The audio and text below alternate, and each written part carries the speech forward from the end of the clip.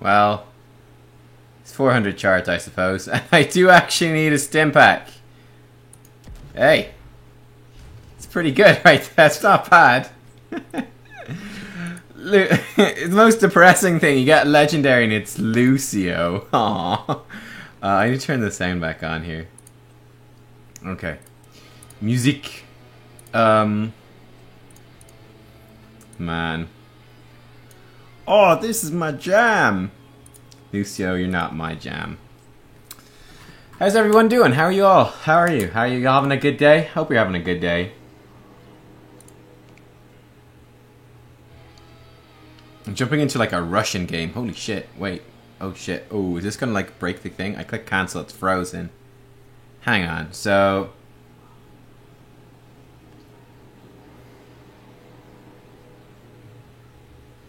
Okay. These are the hero names. That's okay. Yep, surfboard legendary mount. Yeah, that's a pretty good one. So this is... I was thinking this was from a Russian guy called D-Monk. Because it's from mail.ru, which is like Russian, I guess. And apparently it's a Murky game. I was trying to figure out which person is playing Murky, and I realized that the hero names are all in Russian. So I'm curious to see if this is going to change my client to Russian or what this is going to do. I don't know what it's going to do. Oh, that's loud. Oh, that's loud. Okay, so he's playing... He's called Conqueror. Excellent. So we're going to watch a Murky game. I don't think that... This is not here... No, we're not watching this. This is frickin'... This is quick match. Never mind. It's not even Team League. They're not in a team. Okay, so never mind. We're not watching this. Needs to be...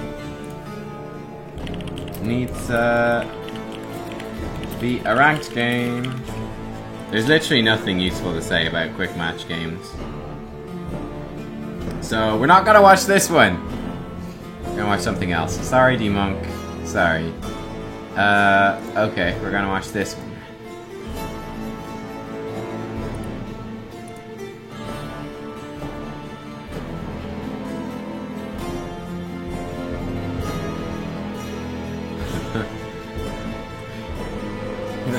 I mean, there's not much useful to be said about Hero League, unfortunately. There's not much useful to be said. It's just the truth. That's just the truth. There's not that much to be said about it.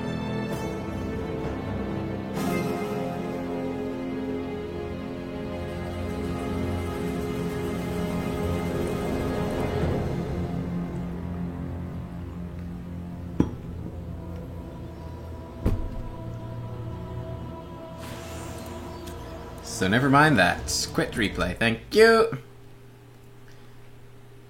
You want to do some Battlegrounds in WoW tonight? Maybe. I don't think we will. I'm not super interested in playing any Battlegrounds like at low level. I don't really see the point. I quite like playing Battlegrounds at max level, and I'd actually quite like to organize like a full 10-man team to do Battlegrounds and WoW together as a group. That would be amazing. But yeah, not just normally.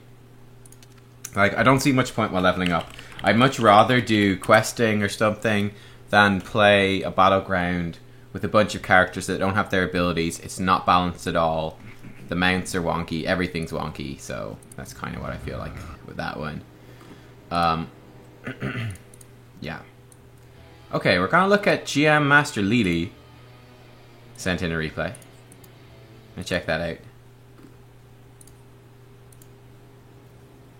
Okay, cool. It says, replay, can analyze, give some tips, played Greymane. It's bad drafts, you go on negative, okay. Missed a lot of skill shots. Okay. Alright, yeah. Excellent. So let's take a look at this. Never Funky's replay. I think we've covered more of your replays, Funky, than like anyone else. I think we've covered more of your replays, Grandmaster Lily, than anybody else. Oh. But yeah, I don't think we'll do Battlegrounds in WoW. What we're gonna do tonight in WoW, and we're gonna do it at 10 PM GMT, because I need a break after the stream tonight. this is a long game, by the way, is we're gonna go and we're gonna meet in Stormwind. We're gonna do some Orpy in Stormwind for like half an hour or something. Then we're gonna go on a journey to what's it called? Shadowfang Keep, which is in the Undead Lands in the north of the Eastern Kingdoms. After that, we might travel to Blackfathom Depths. I think that'd be quite fun. So that's basically what we're going to do. Okay, so we're going into this game. You're playing Greymane. Okay, cool. Taking a look at your team comp.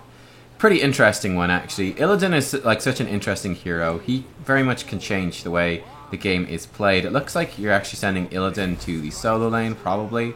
I don't know why she's put a hat on Illidan. He does like no damage. Whereas you got Gul'dan and Greymane, but anyway. But yeah, I mean, as Greymane, you're fairly flexible, you're fairly versatile. You're just looking to do consistent damage, to poke with your blast, then to jump on someone that's out of position like that. That Oriole's on your team. I'm getting confused because we're blue down here and then we're red over here. Okay, well, I mean, you're basically looking to poke away and then jump in when the fights are engaged and it's safe to jump in. Your team is split completely incorrectly as well. That's unfortunate. Nothing much you can do about it. But yeah, Gul'dan has gone to the solo lane. He's absolutely the last person you want to go to the solo lane. You want him and Oriole to basically be joined at the hip and to just push out all the lanes, get lots of energy, and actually start destroying stuff. But yeah, that's what we want to do. What's a break? Can you eat it?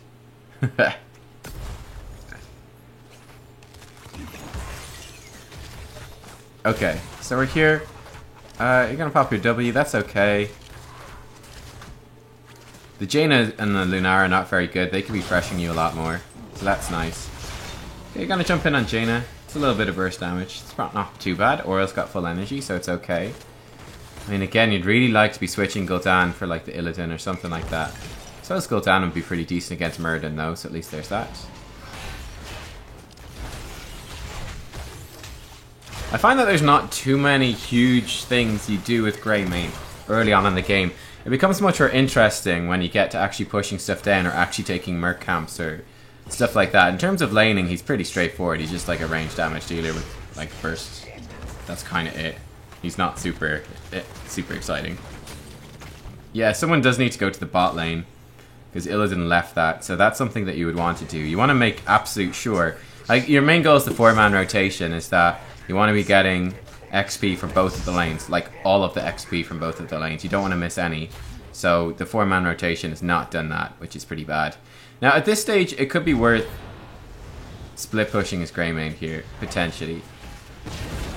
Your team has more than enough shrine clear. So that is something that you could maybe do.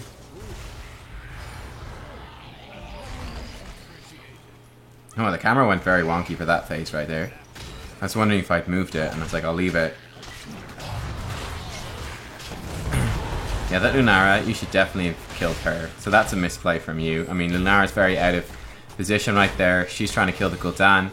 You should have absolutely jumped on her and killed her there. So you let a free kill escape, which is pretty bad when you're actually on a shrine phase like this. Basically, you want to be mostly enabling the Illidan, I suppose, to do this stuff. Not really sure exactly what your team's plan is here. So Illidan is all over the place with his talents, so who knows.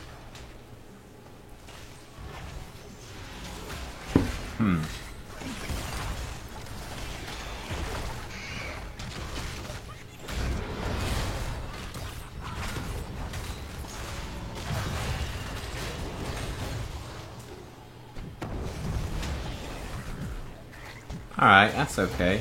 The camera is terrible in terms of position, but you're doing, for the most part, you know, fairly the correct things. You're just poking away, you're doing the damage. You're doing basically what you should be doing for the most part. Now that Brightwing, you could kill her. Okay, so that's one of the main thing I'm really noticing here that is a Greymane thing that you can do that you're not doing is actually using your movement abilities and human form aggressively, right? Like, you can jump from Worgen form into human form in order to be aggressive. You don't only have to use it to run away. You can also use it to dive, because it's a dive forward and it gives you a ranged attack. So when someone like Brightwing is over there and she's on like no HP, you can just barrel roll forwards, just shoot her with your gun a couple of times, and there you go, boom, it's a kill. It's pretty useful. Oh, please kill these people. Please kill these people. Okay, thank God we killed one of them. That's something. Alright, Nikita's gonna save you. That's good.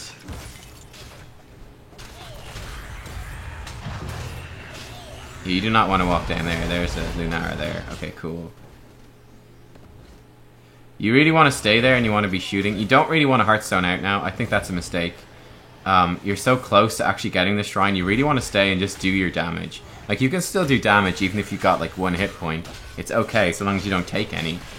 So you could actually throw in some flasks and stuff that would help secure that. Alright, well. You guys are going to get the Punisher anyway. Okay, that's good. Phew.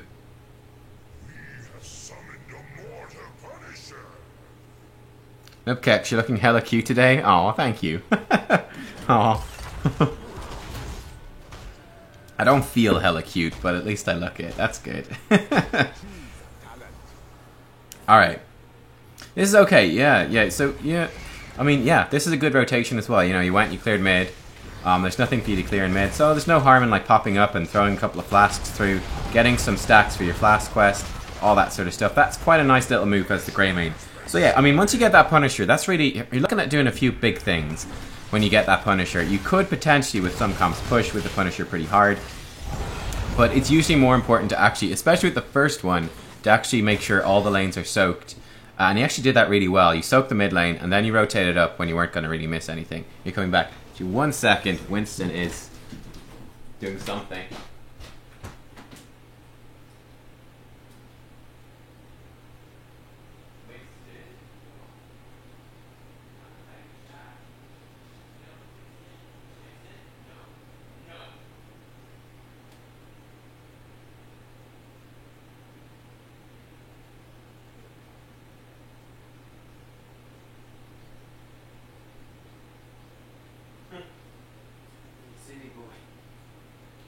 I'd love to play with you.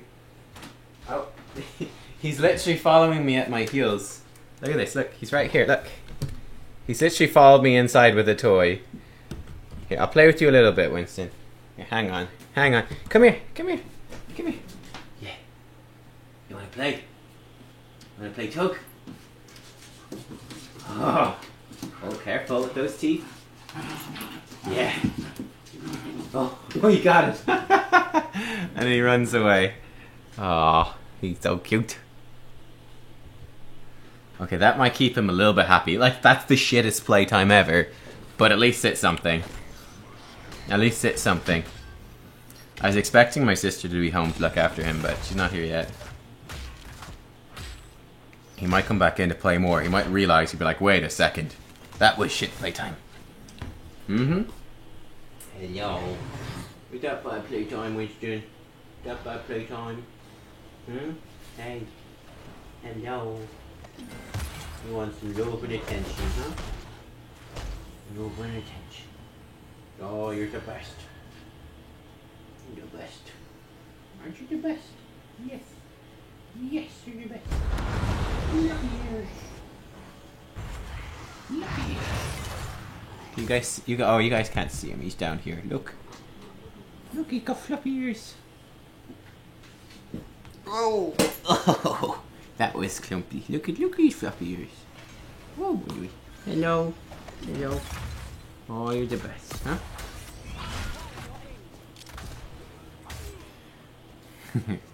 We need a full dedicated Winston cam. Okay, I see you've got actually no stacks on your Q quest at Heaven, which is not super great, like since the last time I looked. Coming up to 10 now, and that's when some plays will open up. So let's see, you're going for Cursed Bullet. Okay, that was a nice Cursed Bullet, and that's a nice kill. That's very well done. Get the gank when you hit level 10. I like that. Overdive a little bit, take some unnecessary damage. Silly boy Winston, aren't you? You're gonna fall off. Oh, I've got you. There you go. There you go. Now, listen. There you go. Good boy, huh? Who's a good boy? Look, you're up there.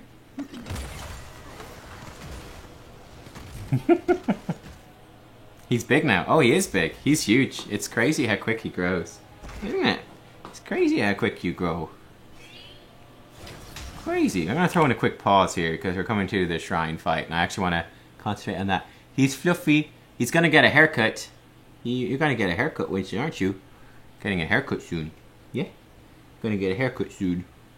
Puppies grow fat. Oh, they grow so crazy fat. That's the thing, like, you feed him, like, these little pellets. He gets, like, a bowl of pellets, like, 3 times a day.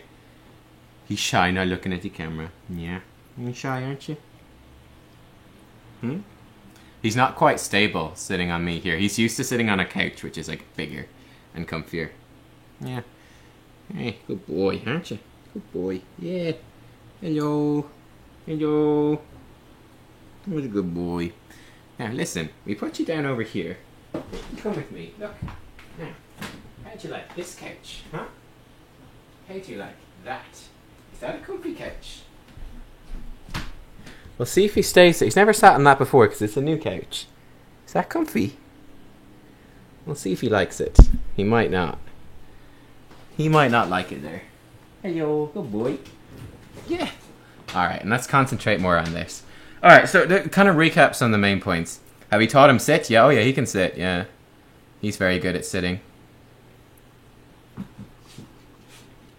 Look, I'll show you. Winston, come here. Come here. Winston. Come on, come here. Yeah, good boy. Okay, hang on. Okay, Winston, sit. Good boy, well done. Well done. Look, he's sitting. Well done. Okay, come on, I'll get you a treat. Good boy. Yes, well done. Yeah, well done. Oh wait, come here. Come here. There you go. Who's a good boy? Okay, come here. Come here. Okay, good boy. Good boy. You sit, okay? Good boy. Wait. Winston, wait. Good boy, yeah, well done. Oh, you're so good. There you go. Well done, Winston. Well done. Now, here we go. Stream weight. That's insane. He actually did it? Of course he did it. He does it every time. Hot's time to doggy time. Okay, so, where was I? Alright. You're going into this. You got level 10 now. You got Cursed Bullet. So you're obviously looking for any setup that the Johanna can provide. And you're kind of open to bursting any of their targets. They got very squishy heroes. They got Muradin. So you're really open to bursting anyone that they make vulnerable. You can also want to throw the flasks through here. And just wave clearing. I mean, it's fairly straightforward, really, as Greymane. You're just going to, like, wave clear. You're going to follow up. Okay, you missed the Cursed Bullet. That's not great. You want to hit Muradin with that, when most of the time when you can. Work out pretty well.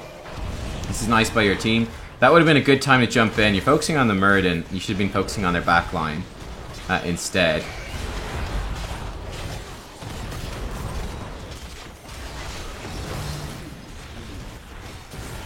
Yeah, definitely missing a lot of skill shots that you should really be landing. Okay, yeah, you don't want to go too deep here. You definitely don't want to put yourself in danger. Bear in mind, yeah, you're going to die. Bear in mind that Jaina had no mana, so she's not really going to do anything anyway. She's pretty useless. Like, you can see that she's Heartstoned. Like, the Jaina's not going to do anything, so you're not really under any pressure to kill her. It's like, yeah, sure, you get some XP from killing her, but it doesn't make much difference. And in that case, you dived so deep to try to kill her that you just died yourself without even killing her anyway. So that's not really that great.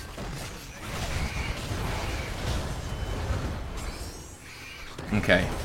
So Gul'dan has already finished his Echoed Corruption quest, which is nuts.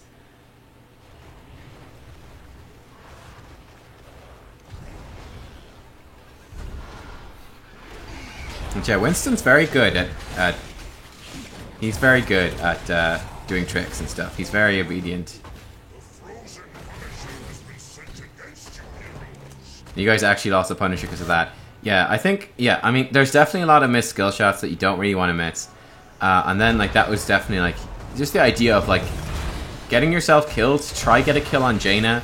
I'm like, you are like a full health Greymane. You've got a lot of very useful things that you can do on the Punisher Shrine, whereas a Jaina with no mana has nothing useful. So really, you know, it's a very big risk to maybe get the kill on her in that situation. That's really not worth taking, because what good does it do? You're much better off actually taking the Punisher with the Greymane. So that's a much better thing to do. Alright, nice, you hit a Cursed Bullet. That's good.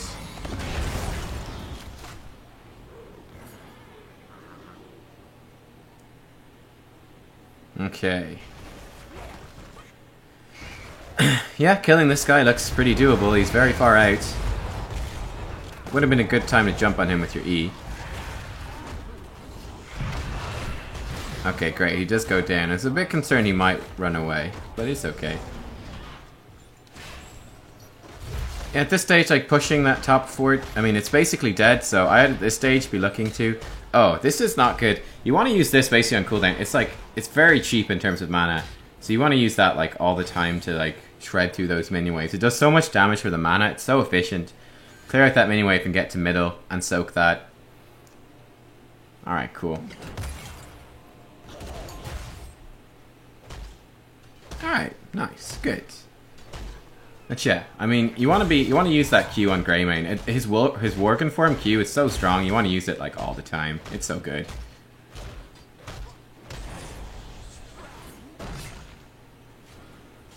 Right there, you could have just destroyed the structures. Like, you're rotating a lot to join your teammates, and that's okay. But that would have been a really good time to actually... Oh, that Johanna used Falling Sword to dive in instead of to just run away when she could have. That's a bit weird. But yeah, right there, that was a good opportunity to, you know, just push the structures. You do so much damage as Greymane. You will destroy their structures. There's very few heroes that will push the structures more than you. So if they've left you totally alone in a lane like that, and in fact the lane is even pushing in, that's such a great opportunity to actually just go, okay, great. You even had your W active. You had Inner Beast active. You were right there. It's like, just go shoot it, you know? Go destroy the fort. It's going to get massive value. If you destroy that fort, the next middle Punisher is so strong for you guys. So you got no reason really not to do it. Okay, that was cool. I mean, traditional Greymane wave clear. Q through the minion wave, then jump in and then kill it with your other Q. It's like instant wave clear. It's very nice.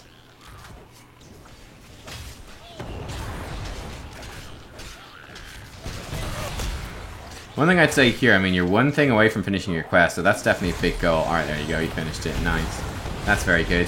That's huge damage from Gul'dan. So be very careful about walking into that.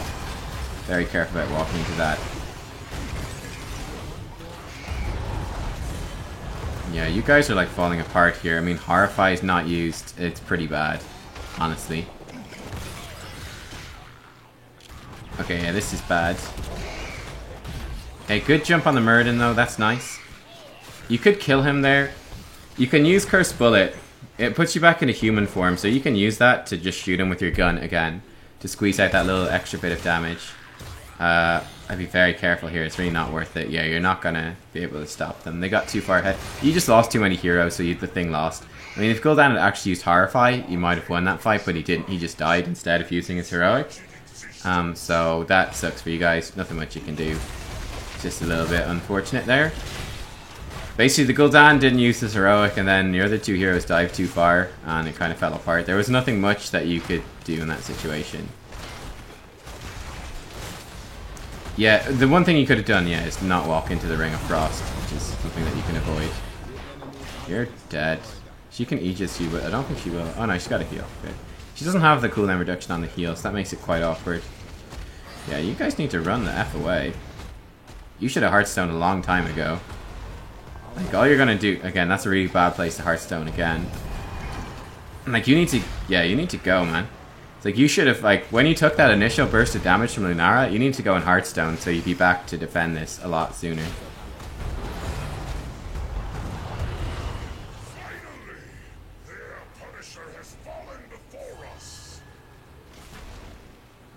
Rip Illidan. This is like a gold level game, which is why there's a lot of weird stuff happening.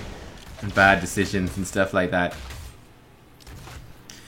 Alright, we've gone for On the Prowl and we've gone for Executioner. These are both fine.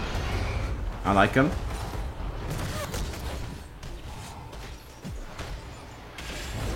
Alright, nice. You could also look up a guide on stutter stepping. That's something that you don't do at all, and it's quite valuable on Greymane in particular. Stutter stepping is quite an important skill to learn about. Oh, I would not have jumped in there. Yeah. Like, you did, like, almost no damage jumping in, and you got yourself killed. Yeah, that was not a situation. That was a situation where you just sit back and you shoot.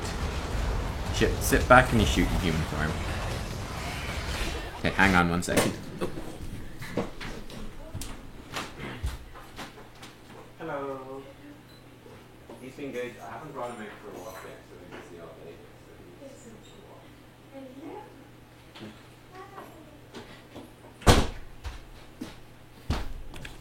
Okay.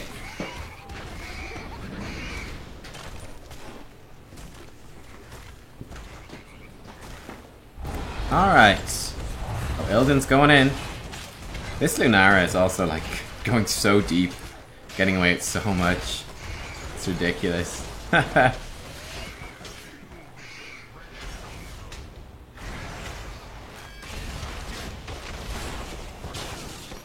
We'll see if the Illidan actually does much use. He's been pretty useless so far. Like, really unconvinced by the Illidan. He's just there. It's just like, oh, instead of having a second tank or something useful, I'm Illidan. I'm just kind of not very... But yeah.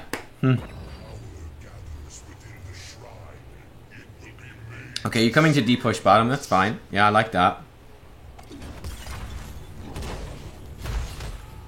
You do want to get to that shrine before it starts. So this is good, like clear out the wave and then go to the shrine. Clearing another wave's a bit greedy. The reason we want to do this is you guys are behind in XP. You quite want to get that shrine. You quite want to get it quickly. They're down 2 of their damage dealers. So you kind of want to be there and you want to be killing this as quickly as you can. You'll guarantee you get the shrine. So yeah, you're kind of late to this. But like their respawn timer is just ticking down and you guys have not even done the shrine. It's like if you don't take the shrine now, this very easily turns into enemy team with Punisher plus level 20. Your mid keep is almost dead. They just get level 20, Punisher, destroy keep, go core, game over, you know? Obviously the game's like 27 minutes long or something. That doesn't happen, but that is something that could very easily happen. You need to watch out for. Okay, you're doing a good job clearing the shrine. You guys, you want to be very careful at this stage. You guys are way ahead. You can just let Gul'dan poke it down and you've got your Qs as well. Okay, dodge this Ring of Frost, that's good. Kill the Jaina, okay, good. Nice, and you guys got the Punisher. This is a big win for your team. This is really good. There we go. Fight before the enemy team level 20. Nazeebo never even showed up. He was clearing top lane for some reason. So you guys pulled it off. That went relatively well.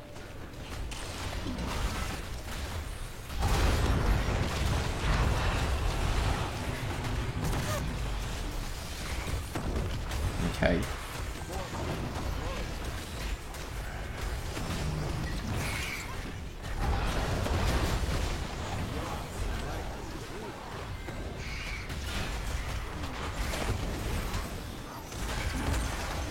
Okay, there's literally no reason, like right there's no reason at all to be running around on your mount. Like you just want to be doing maximum, you want to have maximum uptime on your damage, which is like your basic attacks in human form. They're very strong. Okay, we got Hunter's Blunderbuss, so this makes your basic attacks in human form even better. It's a great talent for this map in particular.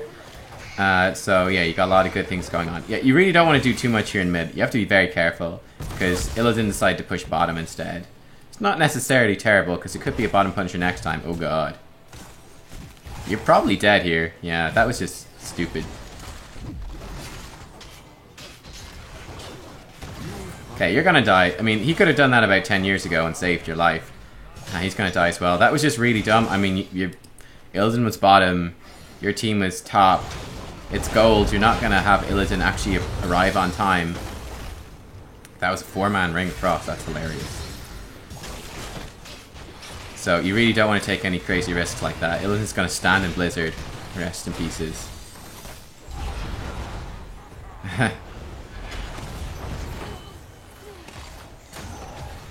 Okay, oh my god, the ability usage.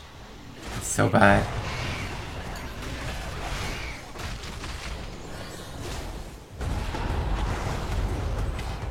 That Gul'dan damage though. How about that? Oriel gonna, while standing beside 2 teammates, heal herself and neither of them. I love it. I love it. But yeah, like you obviously jumped in way too deep, like on your own.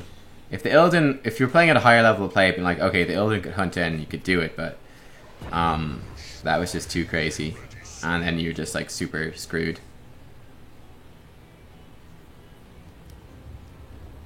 Yeah. So what is this? Nexus blades, amazing.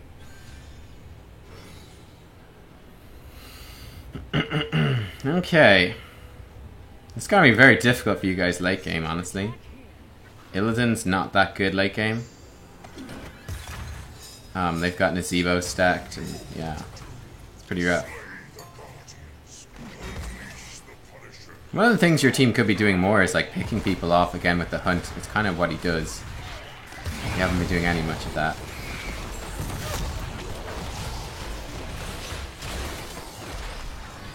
You don't want to be chasing a Muradin like that much when he's gonna run away. Yeah, you want to be getting back into human form as soon as you can. Oh god.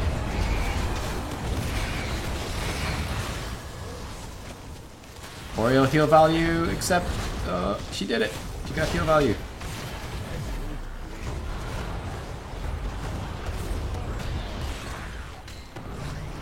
Okay. I mean, you guys did alright there. You were late to the fight, and like, their comp is very good. Oh, your teammates went in to try stop them when they had like 4 things left to take. That's a bad idea. But yeah, just be careful about like the tunnel vision, right? Of like over committing to one person, especially when they're just walking away. You always have to be thinking about, because Greymane is so flexible with his movements. Like that's the thing about Greymane, is like you have to always be thinking about, okay, when do I like jump in and try to burst someone, and then like when do I jump back out into human form and start shooting someone else, and just like keeping maximum damage uptime and trying to do as much damage as you can. So that's what he does really well, is lots and lots and lots of damage. This is good, and this means you're probably not going to lose the game. So that's nice.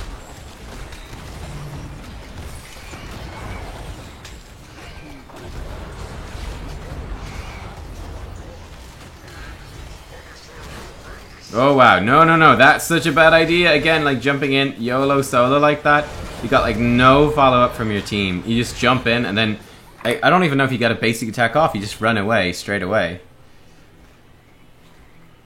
You absolutely do not ever want to do this. Do not want to do this. Like, when you jump, make sure you're jumping in, you're gonna kill someone, or like you've got good follow-up. Make sure it makes sense. You never like jump in to just jump out and run away straight after. Doesn't make any sense. Look at the Illidan pick's actually getting value now. He's chasing people down. This is good. He's probably gonna die to Nazeebo though if you leave him alone. Nice, okay.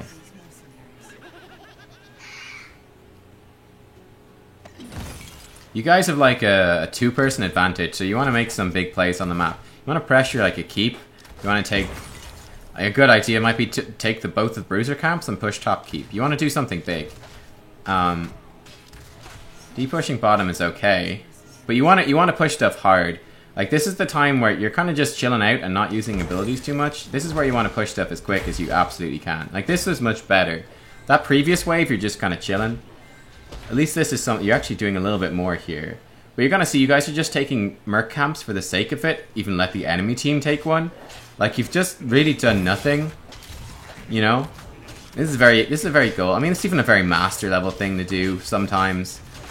Is like, okay, well, we just got a whole bunch of kills. Let's just really passively push stuff from like our half of the map into the middle, where it's not going to do anything. Like the enemy team's just going to come and kill all these. They're all alive again. They're just going to come kill the merc camps. You even lost the top one. Gul'dan's getting himself killed. You know, Illidan's going to die. It's just, that's just really bad, like decision making from your team. You know, you could probably jump to one of those zombie wall minions actually. Well, I mean, you're dead now, it doesn't matter. But like, yeah, that's just really bad decision making from the team. It's just like, we've got this huge lead, there's 2 heroes dead for like 40 seconds. Instead of actually achieving anything, we're just gonna push like all the lanes into the middle. We're gonna take like a couple of merc camps, and like the merc camps aren't gonna do anything, because the enemy team will have respawned by the time they push the lanes to anything that they could actually destroy. Instead of going, okay, well let's push a keep, let's actually do let's do something with the lead we've got. So that's something that we can do. That's something that you could do better, is like synergize it more. Like, you were very split from your team and going very slow, and it's okay a little bit at the start, but you really want to transition that very quickly into actually doing something on the map. You know, if it's like you get 2 kills and all you do is get your own merc camps while the enemy team also gets their merc camps, it's like you had a 2 hero advantage and both of you walked away with 2 merc camps. You know, it's like, no. Like, you should walk away with everything. They should get nothing. They should be in their base, like, shitting themselves, basically.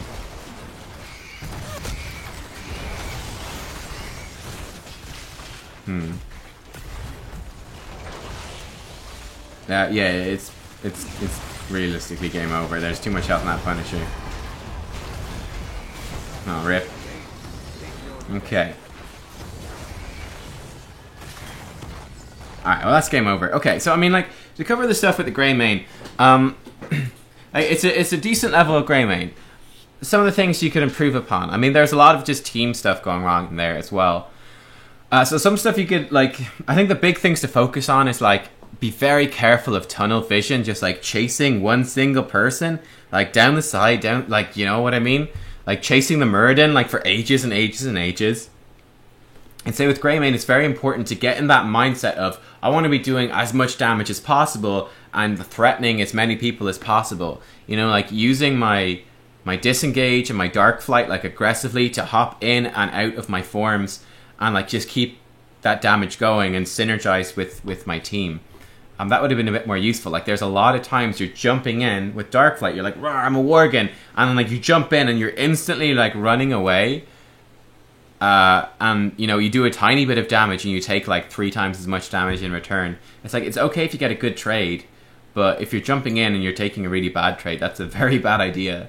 So yeah, that's probably the main thing from this Greymane gameplay I'll be looking at would be, okay, you know, think a bit more about using the forms to their advantage and switching between the two and keeping up that sort of constant pressure. I think you could have got a bit more out of Greymane if you're kind of doing that. But yeah.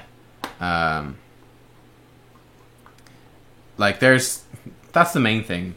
There's a lot of other stuff, like the Illidan pick, pretty damn useless. The Oriel without the heals, pretty bad. They weren't working Gul'dan. It's a big mess. You know, there was no, like, huge mistakes. There's a lot of, like, medium mistakes. Just lots of them.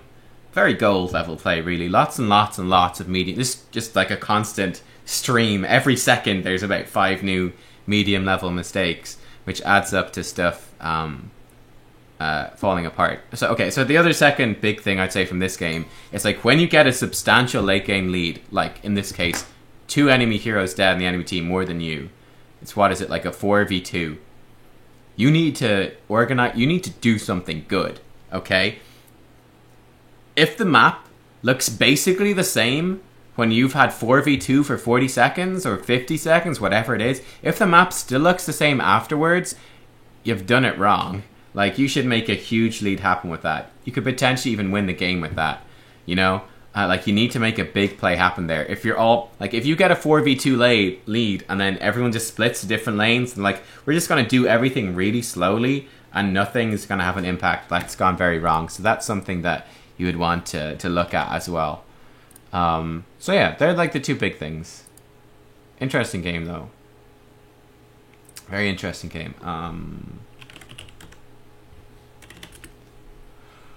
Ugh. Okay. Redoon, it's your game next. Disa email arrived just after I rolled the dice.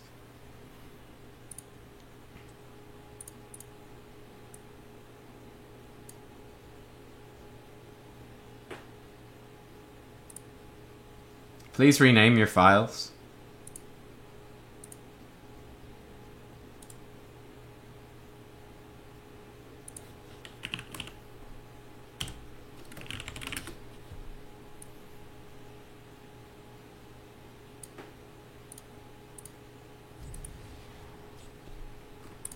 Okay, here we go.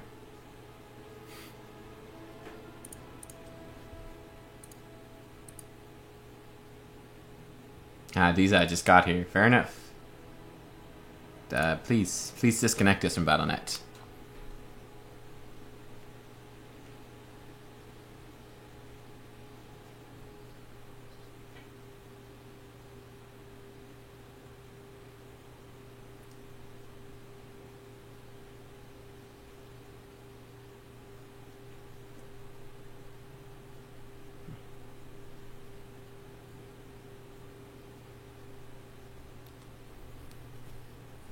Genji. Yeah, this is Genji slightly this pre-nerf, but it's all good. I wonder what's for dinner tonight. It's like, stream's only been live for almost an hour. Okay, so you're playing Genji, we're going on Garden of Terror, fine. Your comp is fairly terrible. But, okay. You're gonna have a fairly difficult time here, me would thinks this is gonna be difficult. Very difficult. You're gonna have a very difficult time as Genji. So this is like, so it's Genji, then Butcher, Lily, Stitches, Dahaka. So you got like very little dive with you. KFC subscribed. Hey, purple and proud, Funky. KFC, you better be subscribed to my channel too. God damn it. Like you've got very little stuff to dive in with you. Lily can like give you like no support. You're on your own there. So very difficult to actually succeed here as Genji. You're gonna have a horrible game, I would say. Like, I probably wouldn't even pick Genji in this circumstance. I don't know. We'll see how you do. Now, if, I mean, your team does get picks, like if Stitch's hooks are really good, then it's gonna be great. But, yeah. It's gonna be tough. Very tough. A Butcher, solo lane, and stack.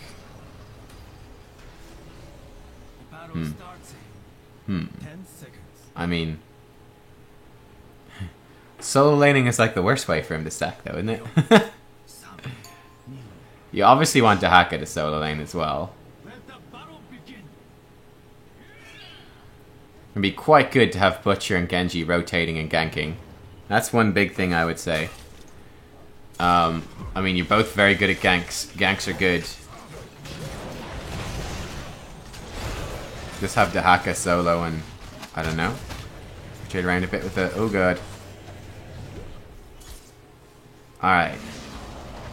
Be interesting to see what we can say about this game, because it's just going to be really hard, you know? Your draft is terrible, so it's going to be quite hard.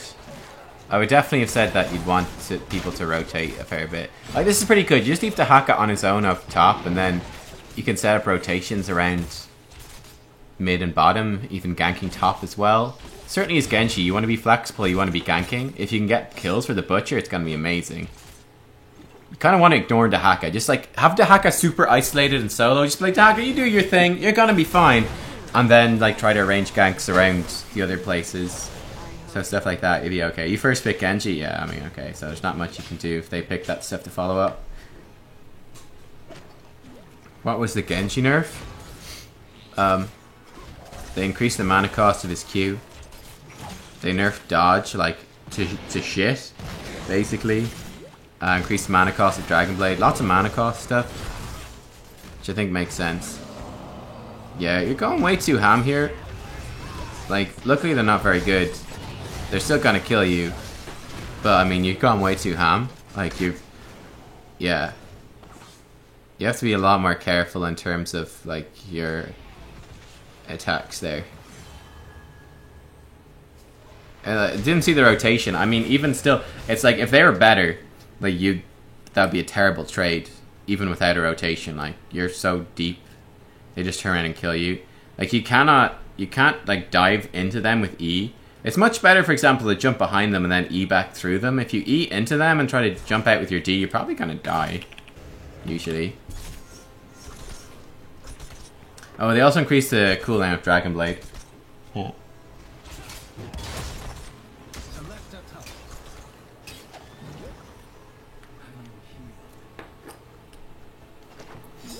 Okay, this is going well so far, and you guys are nicely stacked up to actually take this one. So this is really good.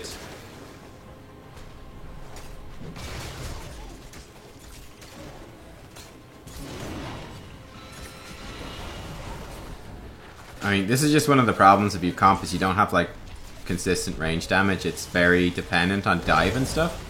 So you're just kind of reliant on basically your melee heroes to actually set stuff up. That's what's difficult for Genji. This is working real well though. Bad engaged by the enemy team. They're split in 2 angles. Overextend on the left hand side, diving at like, was it 2 or 3 heroes when they're split on the other ones? So yeah, that works out nice. But yeah, it's difficult. Like, you kind of have to very much be focusing in on like what really the Butcher Stitches do. Even the Hackatongues, if he chains it with them. It's like if basically you're very reliant on the enemy team making mistakes as well, is what I would say. But yeah. I would have always said there's no need to ban Genji in lower levels of play. It's not really an issue at all. At all. He's too hard. Like, so there's not too much of an issue.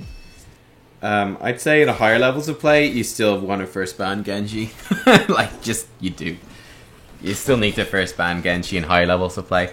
It's really a hero that's very much determined by skill. It's just one of the, it's one of those heroes that everyone's like, he's the most OP hero in the game, and he's got like, what is it, 47% win rate? It's like, he's shit. Okay, he sucks. Win rate is terrible, but he's really OP. Why? The reason that there's this misconception is that he's really good at higher levels of play. He's really good in HGC. He's really good at the level that most streamers will play, but he's not good at other levels. So you've got everyone watching these pro streamers going, wow, Genji's OP, you need to first ban him, even though it's like, no, but he's shit in your games. He loses more than he wins. Why would you bother? You know what I mean?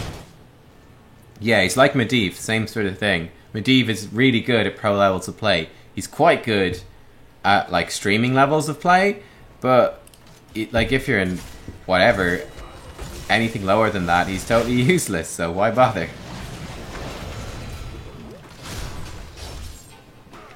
But yeah, that's typical meta stuff. I like that.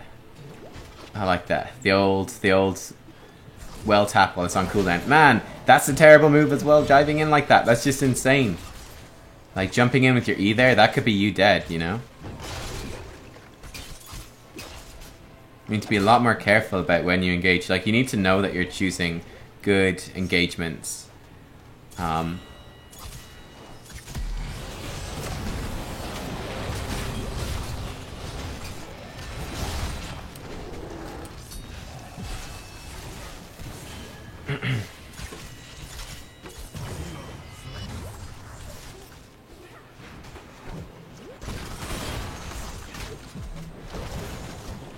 Again, that Ian is really crazy, and again, if they're better, they would have punished you a lot harder.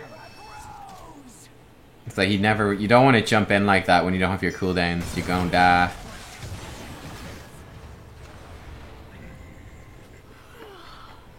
Luckily, the hack is getting quite a bit of damage, so that's something. And yeah, exactly. There's quite a lot of face checking happening from the Genji. I'd say you probably want to put Butcher inside, not Genji. When you're the only range damage, you kind of want to be outside of the terror. But, yeah.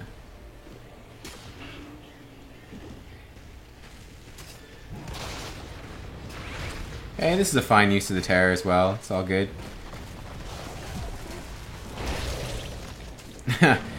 you want to put this here?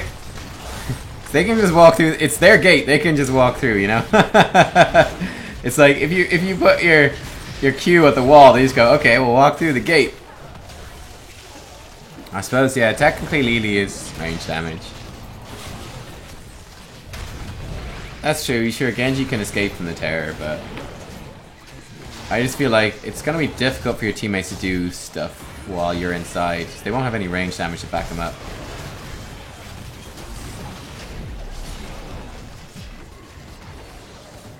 That went surprisingly well.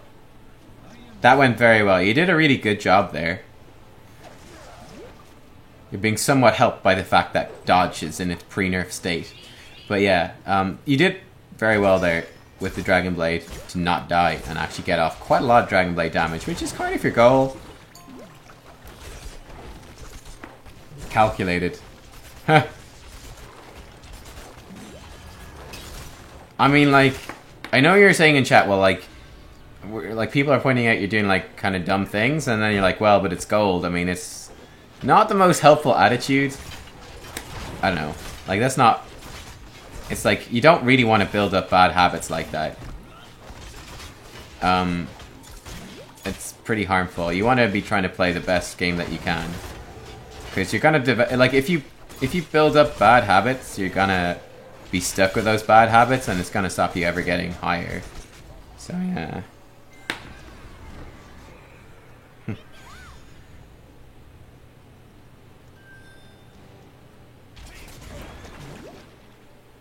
How should you have used it? I think you used the Terror pretty well. I actually think the Terror was fine.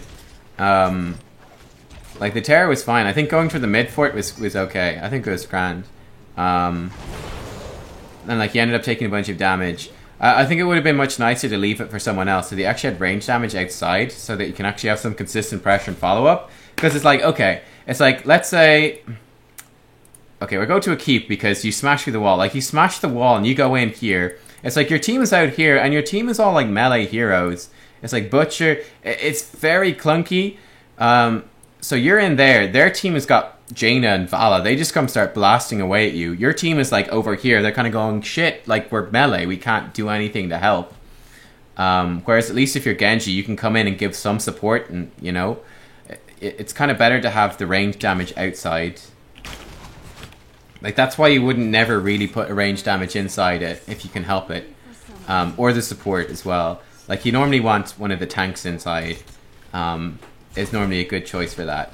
Because the Terror fulfills the same position in a team comp that the tank would, because they're in the front line being disruptive.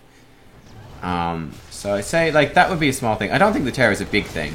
But I'm just concerned about the attitude of, oh, well, it's gold, it doesn't matter, like, whatever. I think you still want to... You don't want to do intentionally bad things. I mean, like, ah, well, it's gold. Like, I'm going to dive really badly. Because you're sitting there going, like, oh, it's only gold. But, like, what if platinum is the level where they start to punish you for diving in and using your Genji E's very riskily? It's like, basically, every gold game you're going to do okay, because you're like, well, it's only gold. But then whenever you play against people that are platinum and better, you're gonna, like, die, and then you're just gonna be stuck in gold, because you're gonna lose every game against the better players, and, like, you're just gonna keep on saying, oh, well, it's only gold, and, like, sure, it works against gold, but it doesn't work against the better people, and then you're gonna be screwed. So that's kind of one thing I'd be concerned. I don't know if that's actually... That's just an example. I don't know if that's actually true. They probably still don't at Platinum, but that's just something to watch out for, you know? That's something to be very careful of, like, to willfully do, but it can be okay to exploit weakness. It's very good to exploit weaknesses in the enemy team when you understand them, but you also need to be careful and at least be aware that they are weaknesses because they're weaker players, but still be careful about that sort of stuff at the same time. Yeah.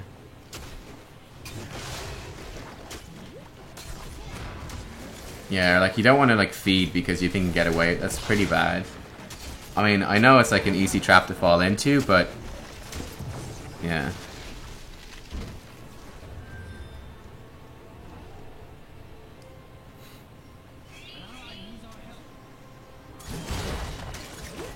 It's probably a pretty good spot to actually dive that Vala, yeah. I think you could have... It might have been better. It might have been a good idea to just kill her there.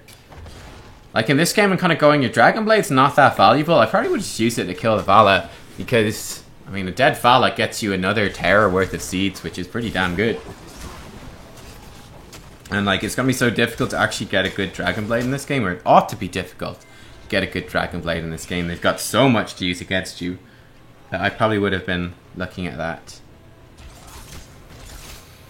I think Nova's, like, a pretty decent hero at the moment. She's not amazing, but she's alright. I think she's, like, tier 3. She's okay, you know. There's some drafts where she works really well. Yes, that is enough. Soon the Garden Terror will be yours. I hate to say it, but you're... Thought their team was close, didn't see them on the map. Okay, fair enough. That sort of thing you want to watch out for. Like, he could see the... I was talking about that whole bit about the Vala. You could see the ETC for ages in top lane. That's something you want to pay attention to, because... he's one of the biggest threats because he can, like, basically very easily CC you, and that sets you up for loads of follow-up, which is kind of scary. And certainly once Zool burned his skeletal mages, it was like, okay, I can actually dive here, this is fine. But anyway.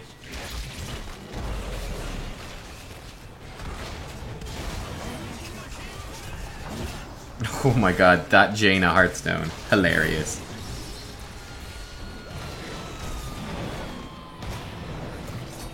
Alright, well this is going very well. Huh. That went very well indeed. That was pretty nice.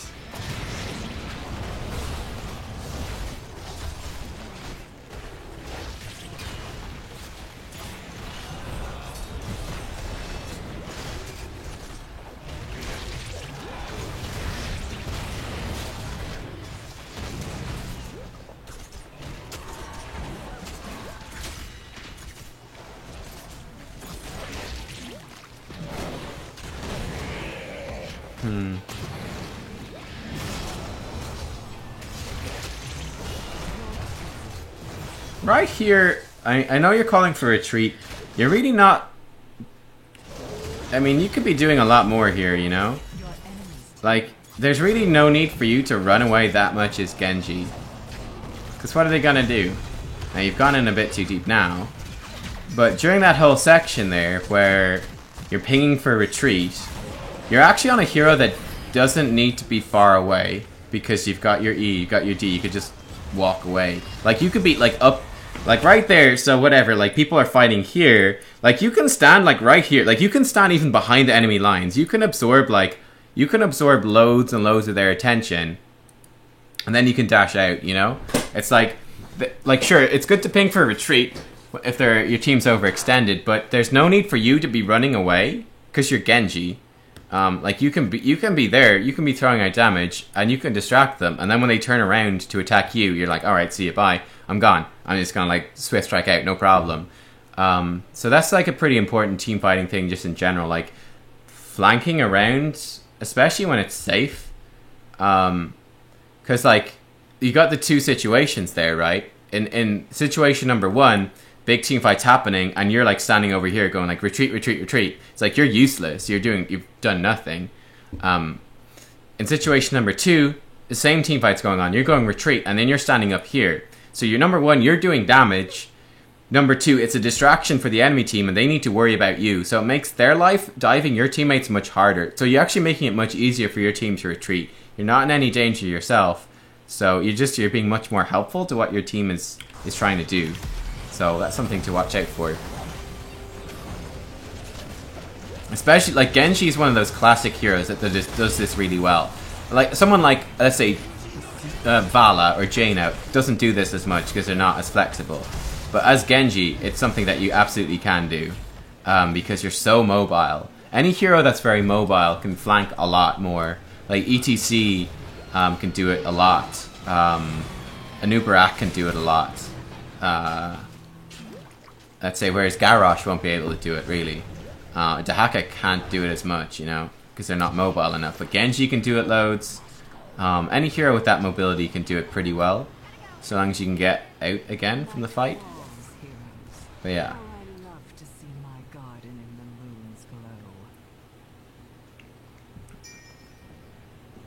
But yeah, I mean, like, that was an interesting fight, because I think you were pinging a retreat. I think, didn't Butcher actually killed ETC before he died, you know? If you'd actually been in there doing damage, you could well have walked away with maybe even another kill and Butcher not being dead, you know? I mean, pretty good. One other thing I want to look at when we come to these other fights is whether you save the shuriken charges for fighting their heroes. Like when you know you're going into a team fight very soon, whether you save the shuriken charges for getting Shingen procs on like priority targets, or whether you're just like spamming them all out. That's something to look at. So there's definitely a rhythm with Genji of saving a couple of shuriken, you know, potentially for a fight. And then you spend them before you get the cooldown reset, of course. But you might want to save them just in case you're going to jump in before you get that cooldown reset, so you get like maximum burst damage. I don't know. I would look at that a bit more in this one. Okay, this is really good for you guys, though. You know they're there. You know Zul's not there. They should work out quite nicely if you can gank him here. You've got all your heroics as well. Dahaka can, in theory, burrow in. Okay, never mind. Your team is like split up. That's unfortunate. That would have been such a good time to dive them. Zool's not there. He's never going to be there. You know where they are. You can see the thing ticking up. It's really great for you. Like, you win a 5v4 fight there. Sweet. You guys get, you know, that's awesome. You guys get a bunch of kills. You get a bunch of seeds. You can push in with your tower. It's just a massive win. That's a fight that you really want to force right there.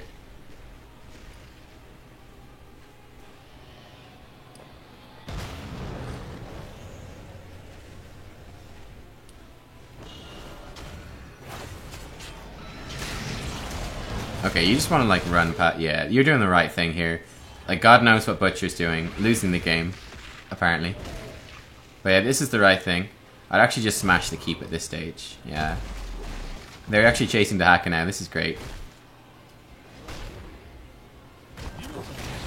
Okay, I mean, with Butcher dying, that's mostly what you're really hoping to actually get out of this.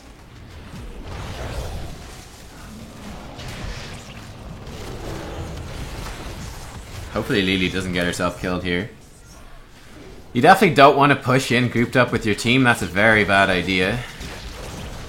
This is just going to get your teammates killed. You don't have a range damage here. You're down a hero. It's just not good. This is actually working out way too bad. This should not work out this well.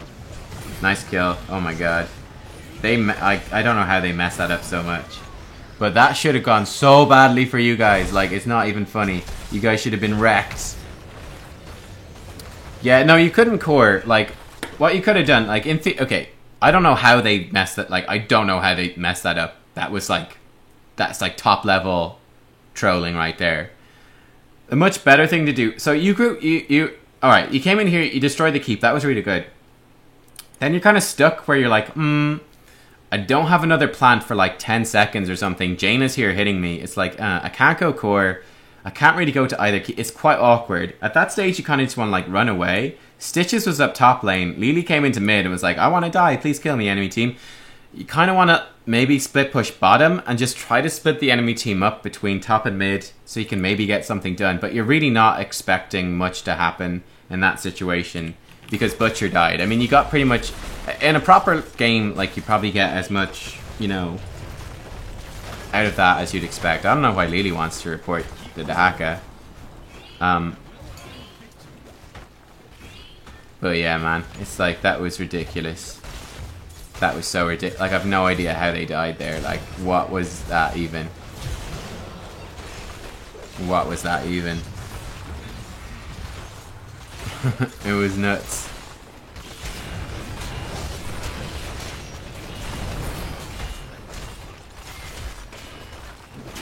Alright, cool. You're gonna win the game. I mean, you're playing a pretty good Genji. You're playing a good Genji. But like, it's... Okay, let's try to play a really good Genji. Like, you got top stats. That's nice. And especially, I would say... I mean, I don't know. I just feel like there's really terrible play, just in general, from everyone else. I think your play was fine. I think everyone else was just really bad, to be honest. I think you did stuff fairly well. I mean, the big things I'm concerned about is, like, you need to be a lot more careful. Like, you're making a lot of plays in this game. It's hard to coach it because you're making a lot of plays that are working because the enemy team is like really bad. Like, they're really bad. But like, if they actually have a bit more coordination, a bit more synergy, if they're actually playing better, it's like you're gonna start getting wrecked in return. Like, you're gonna be feeding if you're playing like that against better players. So that's really something to watch out for. I'd say, like, kind of big thing here, I'm like, be very careful of putting like your range damage in a garden terror. The point of range damage is that they're consistent. They can attack from range, which is great. So if you're in like a sieging situation, it's very difficult in a sieging situation for a melee hero to get damage out because they have to go in melee range, which is hard. It's hard to go into melee range against buildings when an enemy team is defending. Whereas a ranged hero can do it much more easily. So you always want to be careful about putting ranged heroes into objectives like that. They're very important to have to work with the siege. So watch out for that. So we had that situation where it's like you're at the mid fort and it's like you're in deep with the Garden Terror, and then your team's all melee, so they can't follow you in or give you any support, and your DK just gets destroyed. I mean, you probably got MVP, I would guess. I don't know, but yeah, so that's something to watch out for. Be careful of that. Oh my god, Funky, this is ridiculous. The dice just does not want to give you a game replay here. I'm so sorry. I'm so sorry.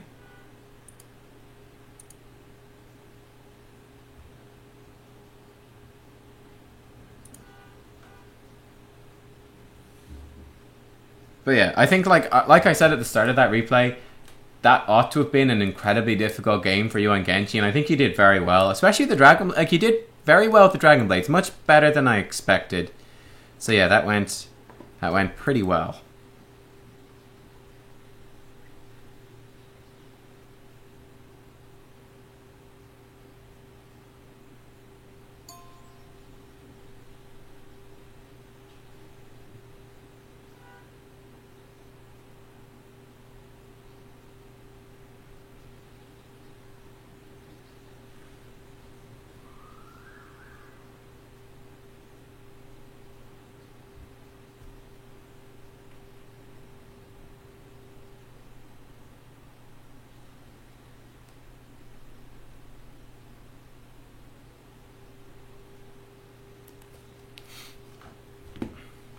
Funky, never my replay, baby rage.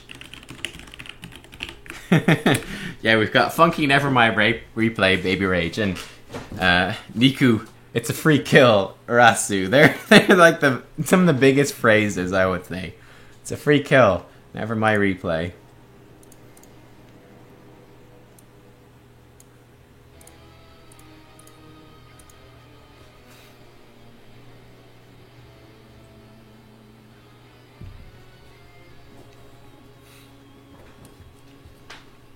Load, please. Load, please. Oh, shit. It's my replay. Yep. I'm really looking forward to WoW tonight. I'm really looking forward to doing a couple more dungeons. It's going to be good. Best thing in our community, I'd say. Are there even mods on this channel? I'm pretty sure Regulus is like the only mod on Xsola. But you guys are nice. So I know you won't abuse things. I'm a mod.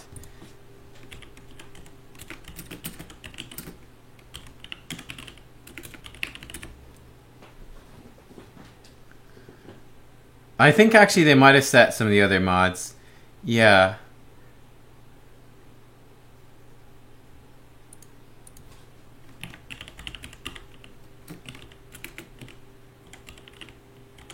Sorry, Funky Monkey. That sucks.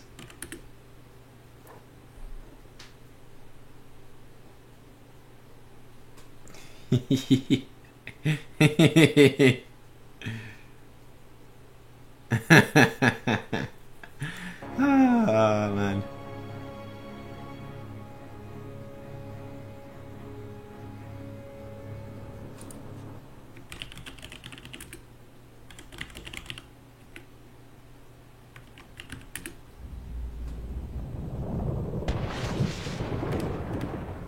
Loudness.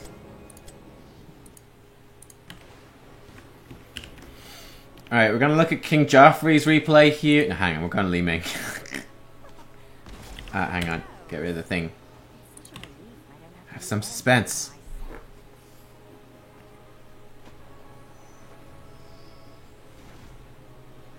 It was not 30 seconds. Yeah, that was pretty short.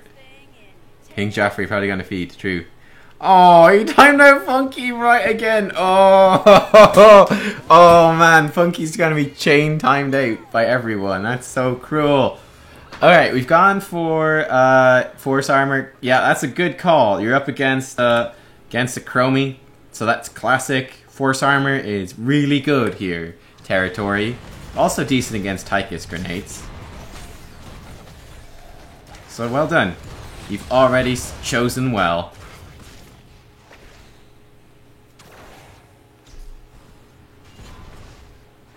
Regis is 12,000 Xsola. That's crazy. How many Xola dollars to get a date with you? 12,000. Oh, calculated dodge on the Stitches hook. I love it. I love it.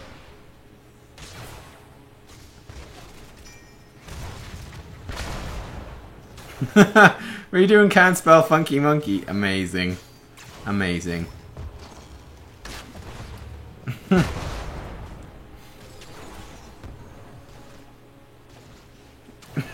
Camclear is 52.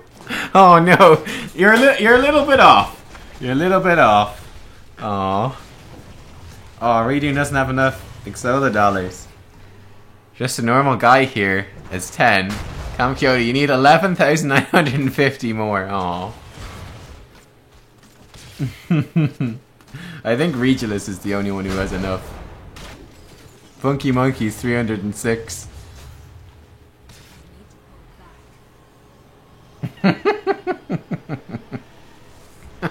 Redoon can't. Oh, you guys, you can't spell. Oh no, you reset everything. Whoops. Whoops. How many do I have? Can I go on a date with myself?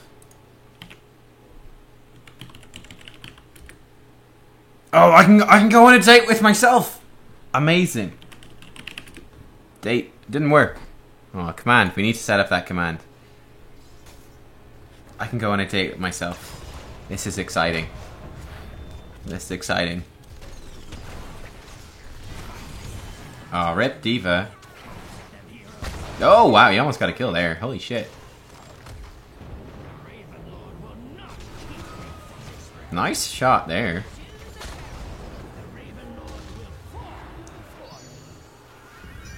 Funky Monkey's being abused. Oh, God.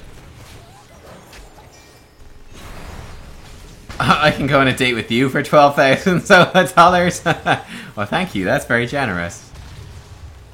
I appreciate the offer. Funky Monkey needs help.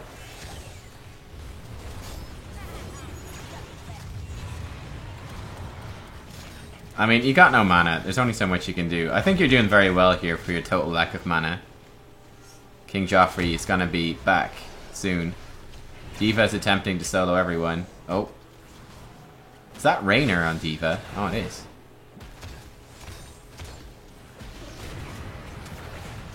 You want to try to be a bit more accurate with those, especially like against Leoric, who's really on his own. He's not really doing anything. Like, you just missed like about a lot of magic missiles there. Like, you could have killed him for sure if he'd actually landed those. So that's something to watch out for. Like, in that situation where it's like a zero pressure, it's like there's no reason not to hit all of those on the Leoric. That's like, that's what you call like an unforced error, where like a forced error is when you're under loads of stress. Like, if you miss a Li Ming skill shot when you're like, you've got like, I don't know, a Zeratul diving on your face or something, it's like, okay, fair enough. You're under lots of pressure. But when you're missing skill shots like that against a Leoric who's walking at regular movement speed, he's like completely controlled, he cannot hit you at all, it's like, that's when you need to hit them like almost 100% of the time. Because you're under no stress to miss.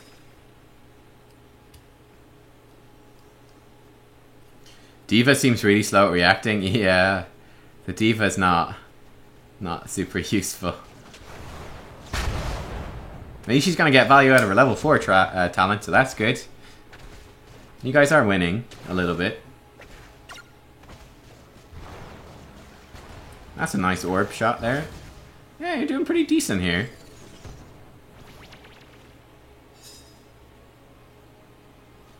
LFG channel's back? Well, I mean, it was never gone. I just deleted the two of them and made them into one because I was like, yeah, there's not much point in having two separate LFG channels.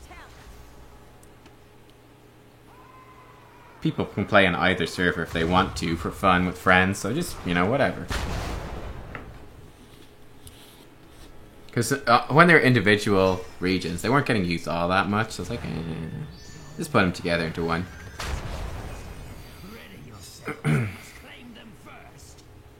Yeah, Li Ming's stuck in the solo lane. Never something you want to happen. It's kind of up to... Oh, nice shots. That's very good.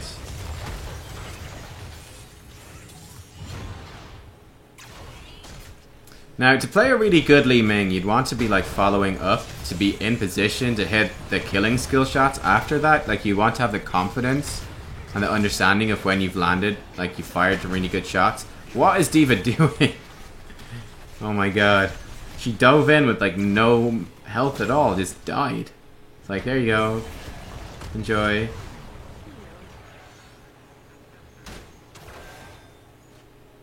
No Calamity. That's definitely a risk here. I think you can get away with it in this game. Looking at the comp, Seeker's not a bad choice. Usually Calamity's a bit better, but I think this can work well as a Seeker game. Oh, that was unlucky you didn't hit her there. That was a good effort.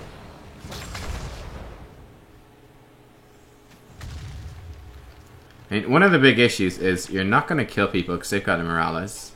That makes your life difficult. I mean, you can kill Morales. Not going to kill anyone much else. Meet your doom, Gravekeeper. Now if you type what region you're playing, have to type 2 more buttons, you poor thing. Oh no.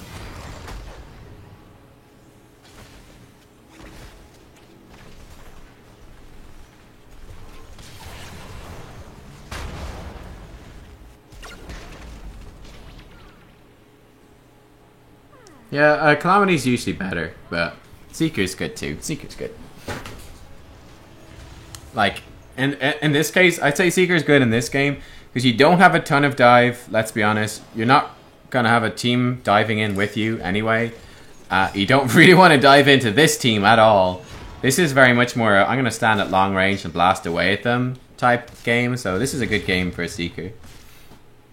Usually Calamity, but in this one, I'd pick Seeker as well, I think.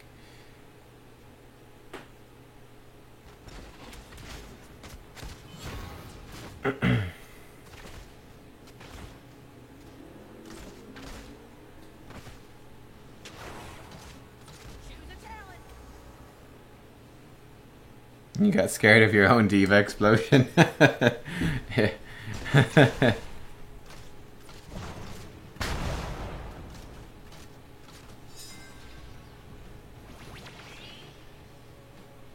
big question is what heroic Brightwing's going to take. How exciting. No temporal loop against Phala despite no cleanse. That's nice. Very generous.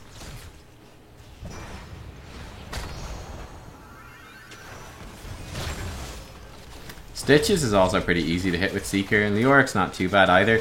Whoa, Phala! The old face tank Phala. Super successful. Shoni almost died. But hey, she got like maybe 1 extra target of strafe damage, so it's worth her whole life bar. Question mark.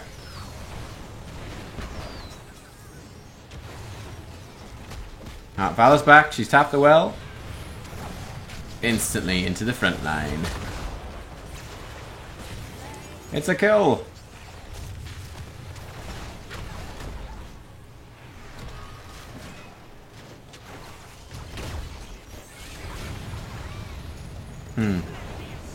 Evening everyone, hello!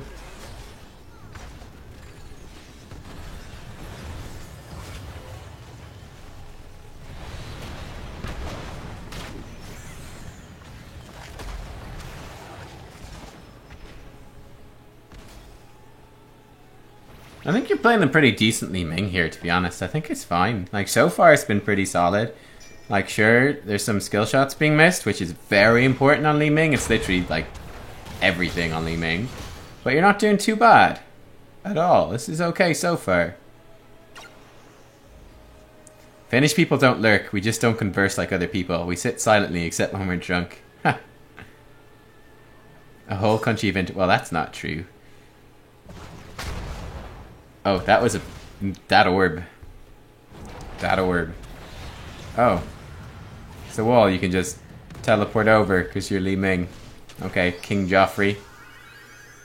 I see your strategy and I do not understand it.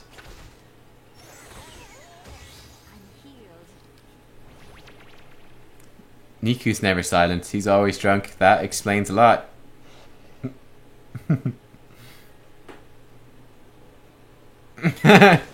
Niku's not like drunk in the pub. He's just like this drunken old man in the corner of a pub going, "It's a free kill. Why? Just go, it's a free kill." And everyone in the pub is like, what's he talking about? And then they're like, oh, it was this game years ago called Heroes of the Storm. And he was a god at a game. And they were like, oh, look at him now though. He's a disaster. He's just, yeah.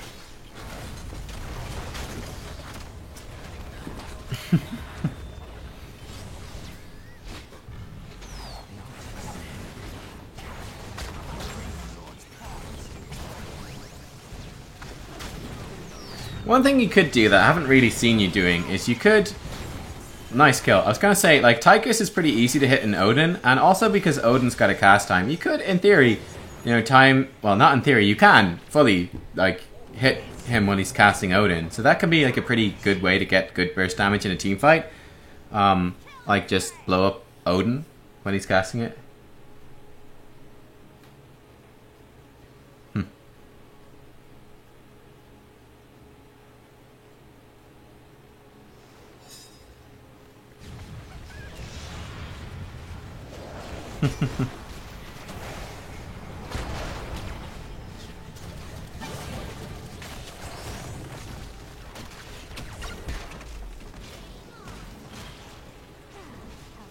Well, this is what one calls something of a disaster. That D.Va explosion, though, that was very lucky they didn't kill D.Va before she got that. D.Va explosion MVP. Now, this was a situation where I'd still say you're making a lot of errors that could be avoided. It's like, yes, you're under quite a bit of pressure here, but then so is the enemy team. So in that situation, you miss a lot of skill shots that would have made that whole fight a lot better. Something to watch out for.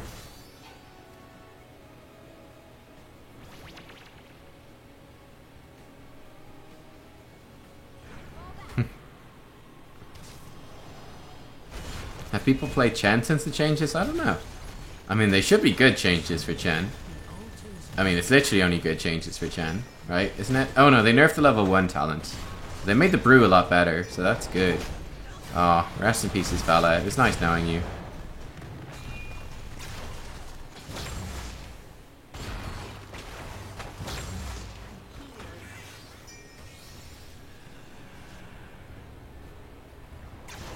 Chen OP.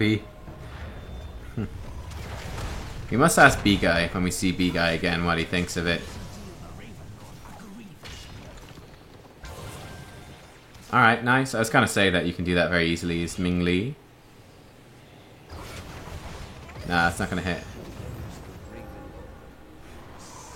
B-Guy's AFK for 2 weeks? Oh no. If I play Chen when you can play Garrosh. I can't wait to play Garrosh. He looks like a lot of fun. He's also cool. Victory or death! Check Niku's Discord? Oh, okay. Well, that's the problem. I can't be seen fraternizing in the weeb Discord. I'm not a weeb. That's a good disintegrate. I like that. You're doing a good job, actually. I feel like you're playing Li Ming on this map the way she's supposed to be played. Like, you're doing the right Li Ming stuff. It's like the skill shots could be better, but you are conceptually doing a lot of the right things. Okay, that might be a little overstaying. Like right there, for example, if your skill shots are better, that's a deadly Auric, which is a reset for you, and you know, he's dead for a while. Which is a small thing, but it does add up.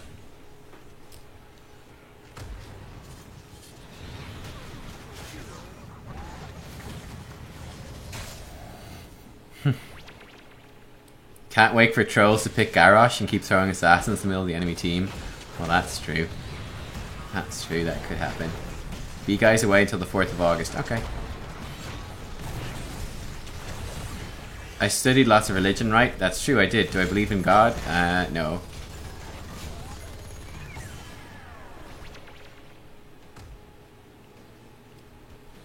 Throw Malthael into enemy team? Well, that's actually good. Yeah, there's no reason for you to go there. With 2 teammates dead, I mean, you're just gonna lose the points. I mean, it's only 4 points, so it's not the end of the world anyway. Didn't talk to you about Lord and Savior and all that stuff. No. Oh, that's bad. Yeah, you deserve to die there. I mean, you're Li Ming. You should never get hit by a hook. Oh god! Poor Brightwing almost died with you. At that point, you might as well just dive him and die quickly. But yeah, I mean, you can... You're only... Not only are you a very small character, can sidestep the hooks, you can teleport the hooks as well. So, yeah, you never want to get hit by that. But... Think be able to throw Diva Bomb? Yeah, definitely.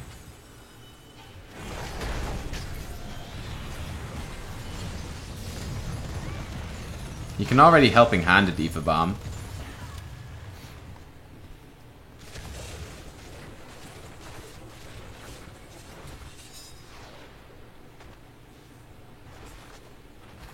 Yeah, throwing a Diva Bomb, that could be kind of nice.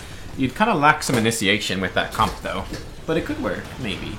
Oh man, that Urfala's so bad. God, she's so bad. That build as well is... Oh, why? Like, I'm sorry. I hate, like... I just get so depressed seeing other people playing Vala. It's just depressing. I'm like, what is this shit? What is this shit in this case? And then this shit. What is this shit? It's shit. It's so shit. It's just so bad. I'm like, why would you take Seething Hatred and not take fucking Gloom against a Chromie Tychus? Like, why? Why? In the rhythm as well, by the way. Herp-a-derp. Yeah, you gotta choose all the talents with the same icon. They must synergize.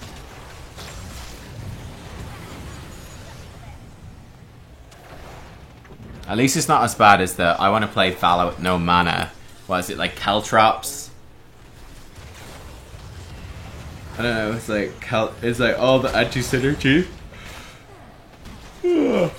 Caltrops and Repeating Arrow never have any mana.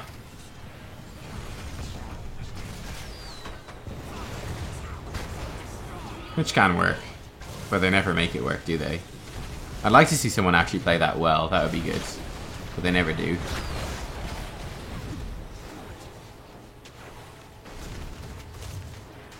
Did she even finish Creed? Huh, nope, she's got 59 stacks of Creed. She's barely past halfway. 18 minutes into the game.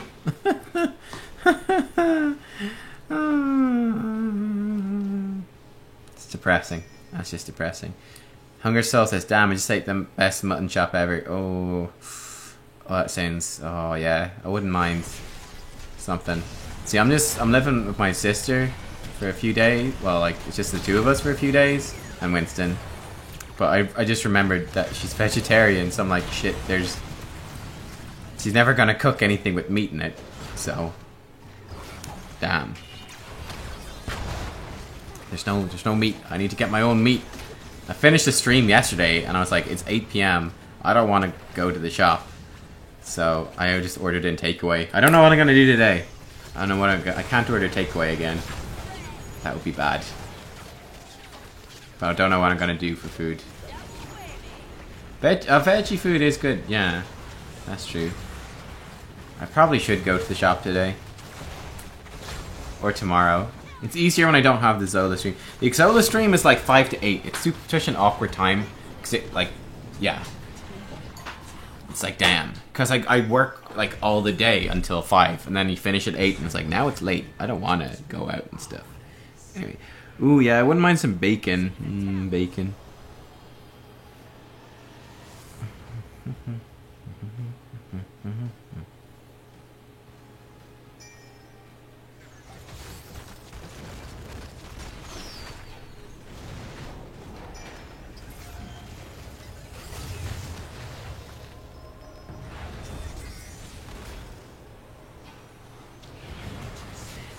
Bacon is overrated. What?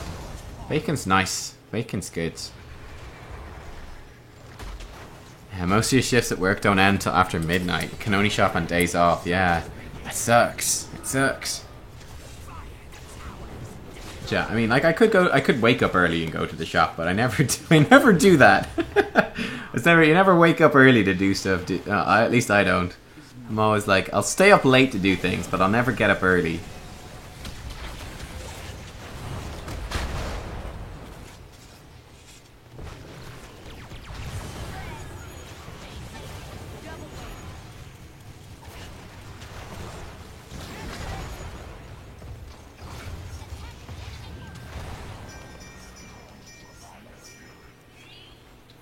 Oh, one thing, by the way, I would say with this, I would definitely recommend taking Fireflies. It's really good, and it synergizes so well with Seeker and Force Armor. I definitely recommend Fireflies over Mirror Ball with this build. So yeah.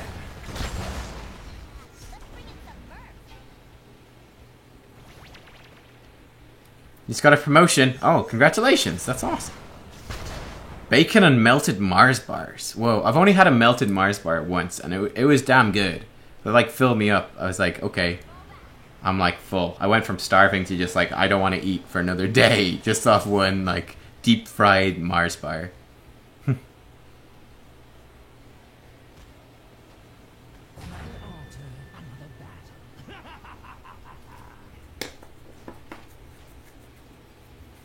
Talrashus is fine with Q build, because I mean, what you're not going to take Archon, and Temporal Flux is like the worst one at level 20, so Talrashus is just fine. Especially with Glass Cannon, might as well.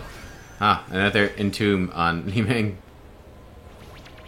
So you guys should just win if you just take this altar. The altars belong to those who claim them. Your teammates apparently want to do the boss. I mean, that's just asking to get all killed, isn't it?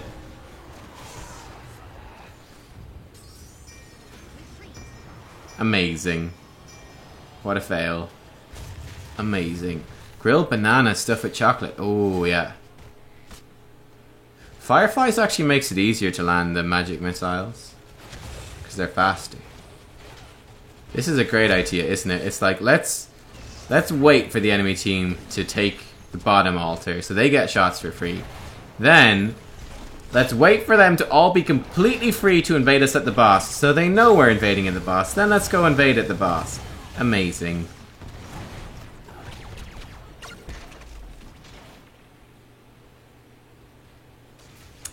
Cool. That's one heck of a throw.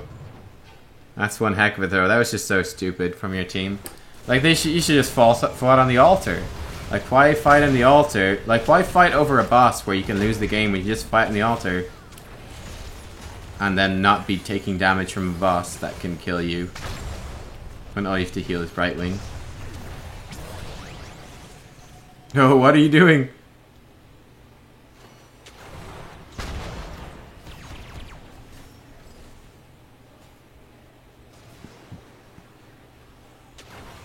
I have to say, I feel like you're pretty good at Li Ming, though.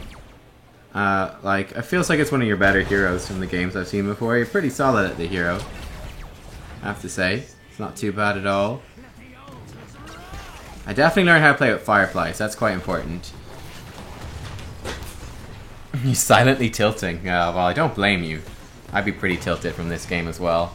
It's so derpy.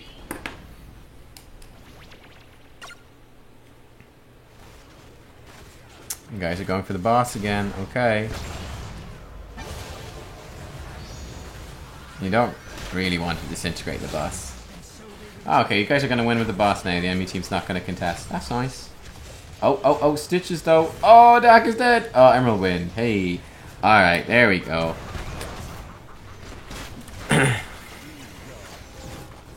Nice kill right at the end as well, for good luck. Alright, yeah, I mean, I think the Li Ming is pretty good. I mean, like, you did loads of damage, which is nice. I mean, yeah, I thought it's pretty good. Like, you're pretty good at Li Ming. I feel like it's one of your better heroes, I have to say, from playing this one. I'd say, like, the main thing will be practice with Fireflies if you're going for a Q build. And then, yeah, I mean, just practice the skill shots a bit more. Like, landing the skill shots is very, very important. Yeah, but I think the Li Ming build's alright. I'm not great at Li Ming myself, so I can't give too many tips here. But yeah, I'd say practice with Fireflies and get used to landing stuff a bit more. Yeah, I mean, like D.Va and Vala, pretty bad. So, yeah. Yeah.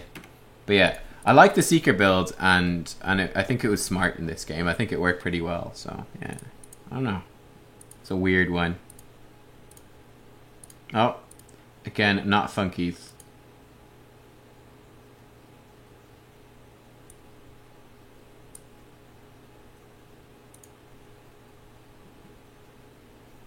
Force armor over power hungry? Well, of course, you're against the Chromie.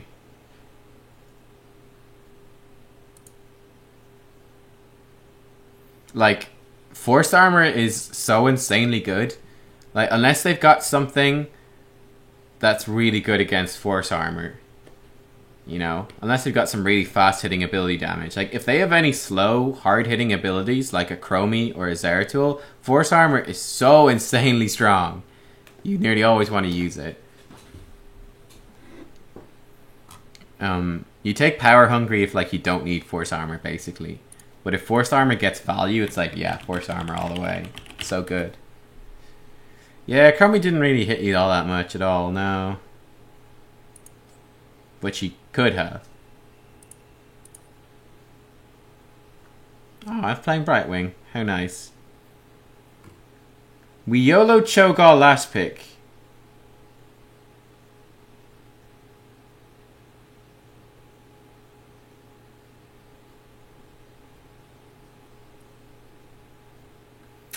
See, that's a interesting Cho'Gall right there.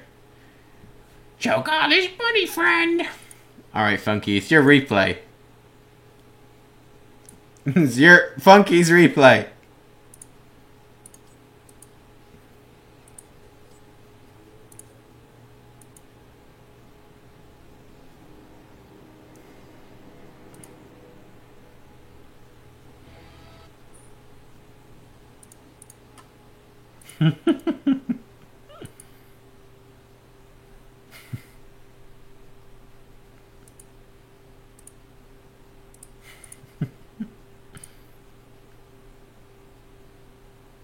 Everybody get your lighters out. Yeah, exactly.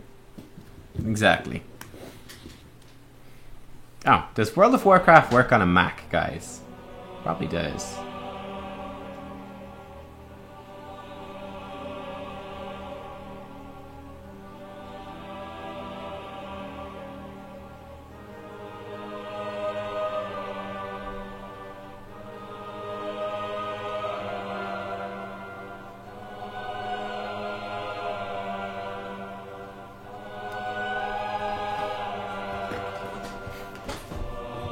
Remember to be insanely critical of everything Funky's doing, because he does it to us in chat. Okay, that seems fair. That seems fair. Be super critical. Here you got Greymane. It's a pretty nice looking game for Greymane. Infernal Shrines again. Got some nice, like, Curse Bullet blow up with Varian, Dahaka, Kel'Thuz. Pretty good. Arthas, Sonya, both good targets for that. I like it.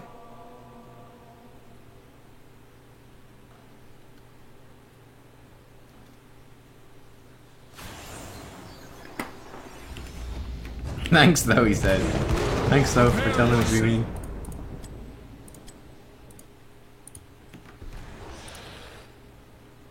I'm hungry, team. I need to investigate food after this game, and I need to plan it out. I need to know what's happening. I need healthy food. I don't know how I'm gonna get healthy food. This might be another takeaway day. It's so bad though. Oh, I don't know. What should I do, guys in chat? Tell me. Let's make a poll. Let's make a poll. What's it? Straw poll. How does nub food? Take away. Go to the shop. Eat whatever scraps you can find. No food. Eat the dog.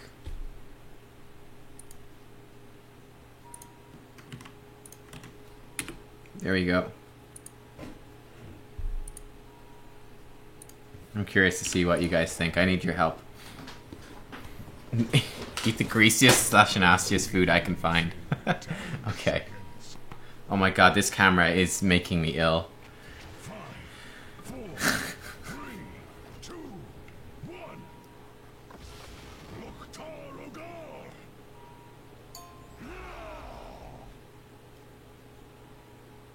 Your teammates are being so friendly and you're not being friendly. You're a bad person. You should be embarrassed. Oh, walking into melee range of Arthas. Never a good idea. Never a good... That attack speed reduction.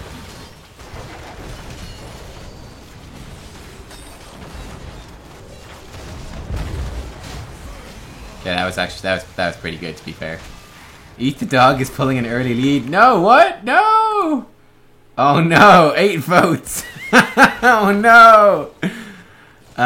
Jimmy Zudu CBA says, hello, first time here. Are you the guy on Reddit? Also, what league is this? I've been on Reddit before. I don't know if I'm the guy though. Who knows? What league is this? This is Platinum. You can't put memes in straw polls, they win by default. Oh. I'm the guy. Not just any guy, the guy. Look at this. Gentleman's agreement not to kill each other. That's so nice, isn't it? Platinum play is a little bit refreshing after gold-ish. Oh, Rhaegar. Oh, oh. Kelthus is pinging everywhere. He's on a ping fiesta. How's the poll doing? Okay, 10 votes for Eat the Dog, 2 votes for Go to the Shop. Alright. Great. Fantastic. Poor Winston. Oh dear. Am I the guy who offered coaching on Sundays? No. Negative.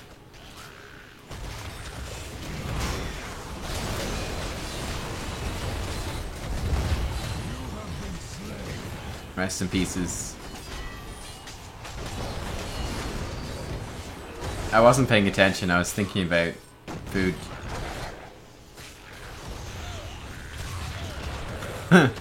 Yeah, family deserves a chance to say goodbye to Winston. That's true. That's true, they do.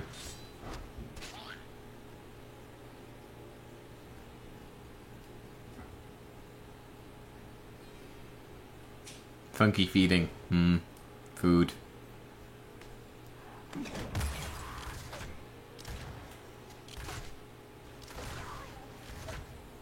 Choose a talent.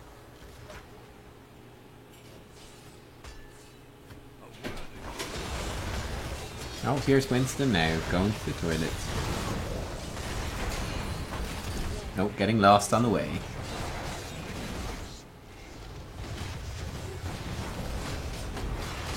What? Sorry, what is your team doing, by the way? Sorry, wait, are they trying to fight on the shrine after they just got a punish here? Like, what? What's going on here? What's going on? Are you cooking anything for dinner? What are you having for dinner? Well, I was hoping that you'd be cooking something, because I'm streaming. Gee, but you don't eat meat. Well, that's what I eat, cook. Food. Real food. I'm cooking something and won't have meat. Winston, are you gonna cook something? Winston. Yeah. Okay. What? Streamer values? What? Stream life. It's true. Eat some vegetables. That's what my stream says. Okay. Fine. I'll eat some vegetables.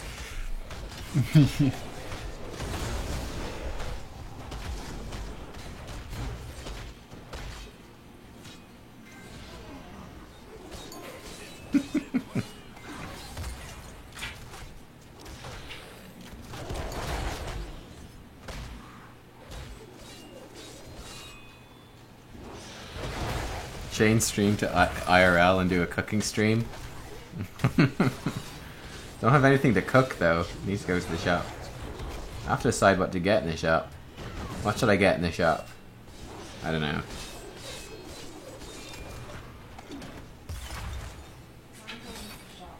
You're going to the shop? Yeah. Oh, that's very convenient then. You get stuff. When are you going? Okay. I'll text you some stuff to get. Yeah, Redoon, I know that we did a straw poll to see what people would say. Well, this is great. Okay, so my sister's going to the shop. Fantastic. That means we can get anything we want. Hooray! Well, okay, let's make a list. Let's make a list of stuff to get in the shop. Again, I feel like Greymane's really boring to watch in like the early levels. It's just like, just Greymane, you know? He doesn't do all that much. Well, he does a lot, but it's fairly standard. Greymane gets more interesting at level 10, I think. Can we see my sister? I'm sure you probably can, unless you're blind. Okay, well this is great. I don't even know what they were doing there. Dying, apparently. Alright, so I want some bacon. Some sausages. These are just for lunch and stuff. What else do we want? What else do we want, team? We can maybe get some frozen pizza to have it. Hummus. Oh, hummus is nice, yeah. Let's get some hummus. Need something to put in the hummus. Some carrots for hummus. Some human meat, okay.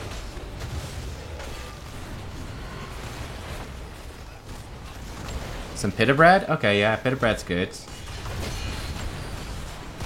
That's a good idea. You guys are good at this. This is great. You should feed me every day. What else do we want? Fresh meat.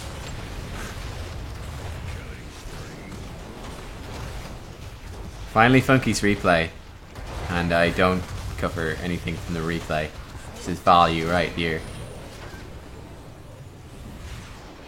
Want to donate some Oni so I can get Lazik. What does that even mean? Kebab. They don't sell kebab in the shop. Not here anyway.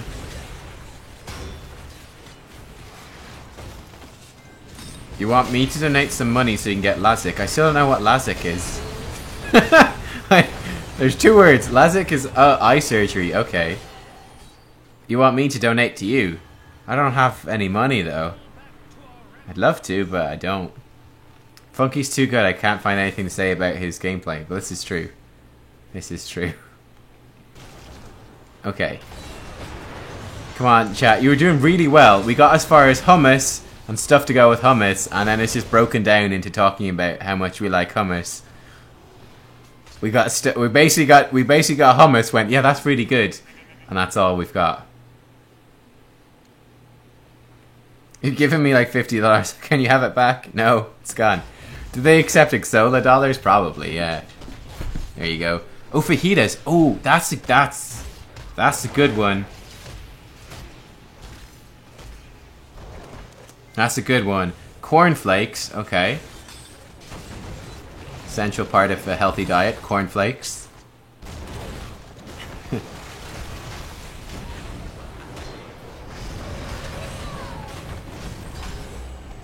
I'm not a big fan of Go for the Throat in this game, by the way. I don't think that's a good idea. I think this is definitely a Cursed Bullet game. Sorry, I haven't pointed that out yet. But I mean, if you look at the compositions, I mean, Cursed Bullet synergizes so well with your team. It's very good against Sonya. It's good against Thrall. It's good against Art. It's good against like loads of their heroes. Go for the Throat. I'm like, you don't really want to be diving into an Arthas or a Sonya or a Mal or even a Thrall. It's not that good. So that's something to watch out for. Pears. Okay. Pears, interesting. Would be nice as a snack. I'm thinking more of stuff to eat for meals. Some spaghetti would be good. We can make some spaghetti carbonara. That'd be quite nice. Okay, already asked for bacon, so we need some parmesan. Parmesan. Okay, so with bacon and parmesan, we should have eggs. But we'll get some more eggs.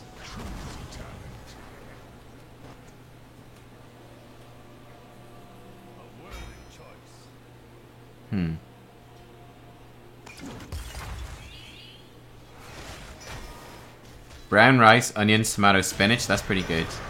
Get some seaweed, make some sushi. Donuts. Hang on. Yeah, some onions would be good for sure.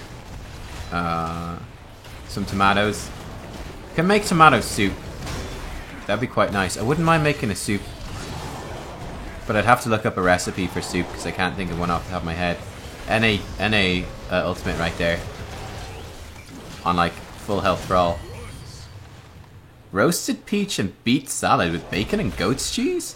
Well, that sounds really interesting. I've never heard of that. That sounds really good though.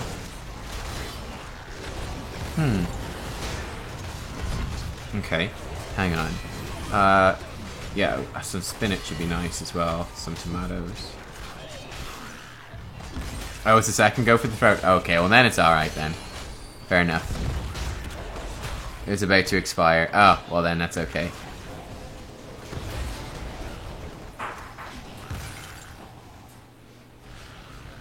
Okay. Or if you have any like recipes you guys could suggest, like nice lunch or dinner recipes, that would be good too. That'd be good too. What's my preferred nickname? Have I ever had poutine? What's poutine? Hang on. I want to Google this. I recognize the name, but I can't place it. My preferred nickname, like Nubkex. Poutine. Oh, whoa. Okay, never mind. This looks insane. Never mind. French fries, cheese curds, and light brown gravy. Oh, that I've definitely never had that before. That is terrifying. Holy shit. Never mind. Fries, grease, and cheese. Yeah, no, that looks pretty bad. That looks pretty bad. It's Canadian. Yeah, I've never been to Canada, so never had that. Make some lutefisk. I'm very nervous that you guys are going to bait me into Googling something bad. I don't trust you. I had a spice bag last night. They're good. Do you guys have spice bags? Wherever you are? Like Chinese restaurants? Well, not restaurants. Chinese takeaways. They wouldn't do it in a restaurant.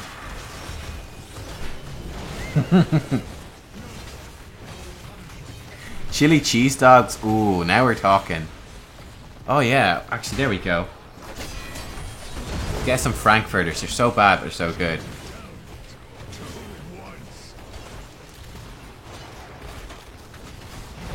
Blue waffles. Oh yeah, blue waffles. Delicious. Really good. Get a Korean barbecue. Ooh, nice. I know it's Canada, Moonshade. Don't worry, I'm just trolling you. Poutine is really good. Yeah, just not good for you. That's very true.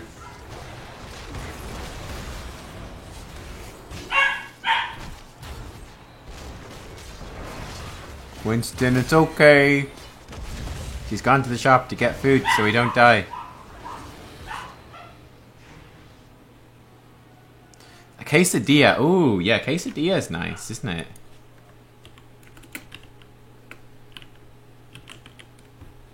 I've never made it though, but it's really nice. How do you make one of those?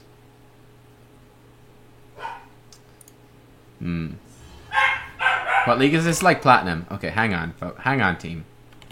Winston's barking anyway. You wouldn't want to watch the game. All right. Okay, dinner ideas. Okay, quesadilla. Boom, definitely. Some fajitas. It's all like Mexican type food. That's all the dinner ideas. Okay, wait. What else? What other dinner ideas do we have? Homemade burrito bowls. Okay, burritos. It's all Mexican. Tacos. Yeah. Okay, great. Anything else? Roast in the crock pot with potatoes and veggies. That does sound nice. I'm gonna put that in like a second list though. Okay, so like roast.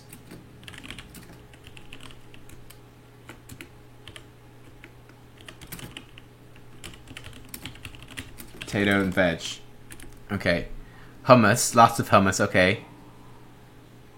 Turkey. Enchiladas. Yeah. Oh, yeah. Oh, enchiladas. Yes.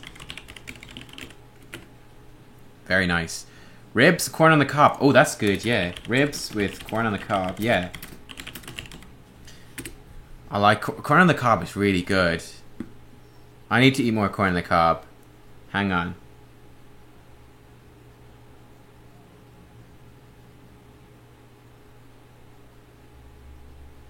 Corn on the cob. There, I'm sending that in the grocery list. That's so nice. Hang on.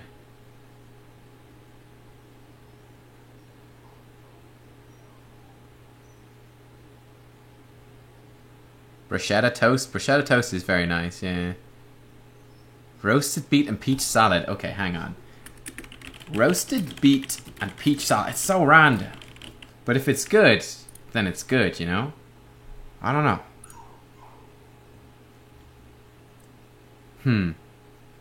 Interesting. Interesting. He's to go in 2 minutes for work. Oh no, sorry D Marcon. Oh yeah, Parmesan's nice with stuff. It's good. Yeah, I need to get some food ideas. I'm very bad at cooking stuff. I just do like the easiest stuff. It's not good. I need to get nicer things. Healthier things. That's the thing, because like often like the healthy food, like proper good recipes are like so nice though, you know? Like a good meal is like so much better than a junky shitty meal of like processed cheap food. So much better on like every level. Oh, funky AFK. Oh, Kalthus, no.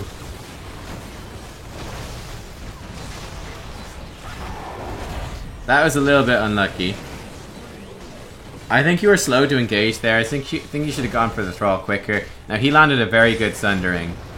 And he got a bit unlucky with the Sonya thing there. Yeah, that was a really good opportunity. Like, Cursed Bullet would have fit much better there. Like, it would have been so good to be like Cursed Bullet and engage much sooner. But yeah. Wait, I'm Nubkex? Hell yeah. Yeah, I'm Nubkex. From Fried Rocky Mountain Oysters. Let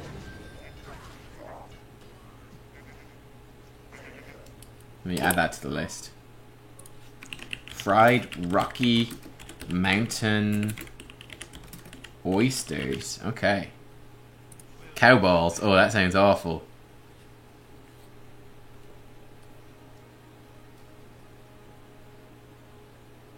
German potato salad. Ooh.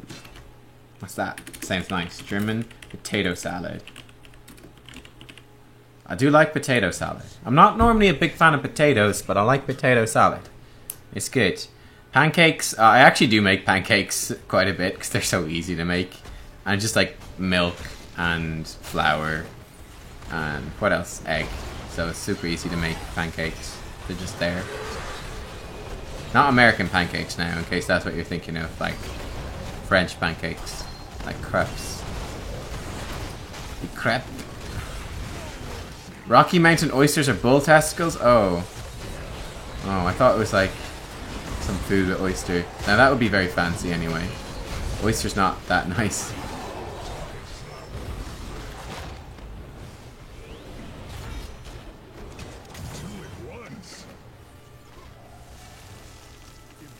No, this isn't my Twitch account. This is like a stream that I also stream on. I'm like a guest streamer on here. I have my own stream as well. You can check out. Gonna be streaming some World of Warcraft later tonight.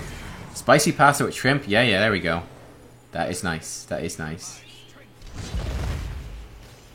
Alright, I'm kind of... Okay, so I need to delete... What is it? Rocky Mountain Oysters. Yeah, no. Delete that. That sounds horrible.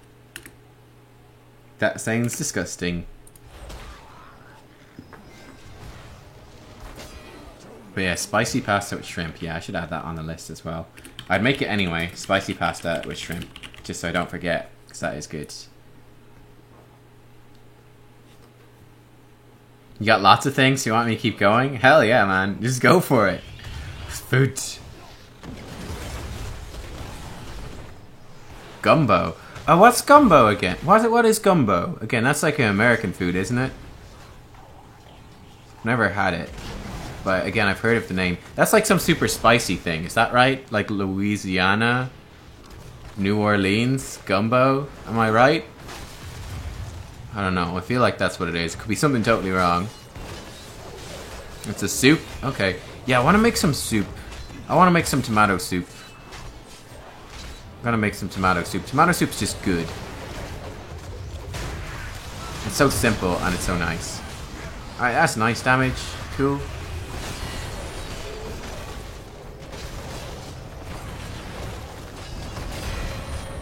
Yeah, I feel like this whole section, you really want to be in human form.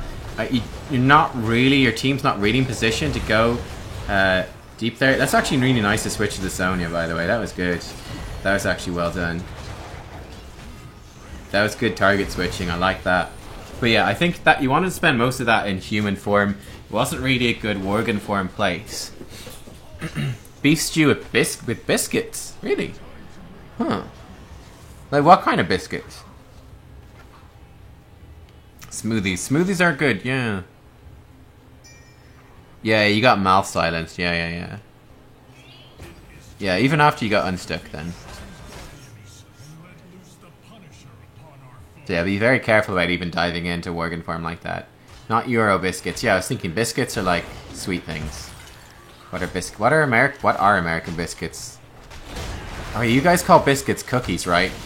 Cookies are a very particular type of biscuit. What is that Arthas doing? Rest in pieces.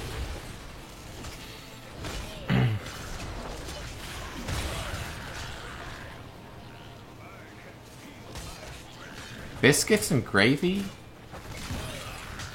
Someone please explain to me what biscuits are. I'm so good. What are American biscuits?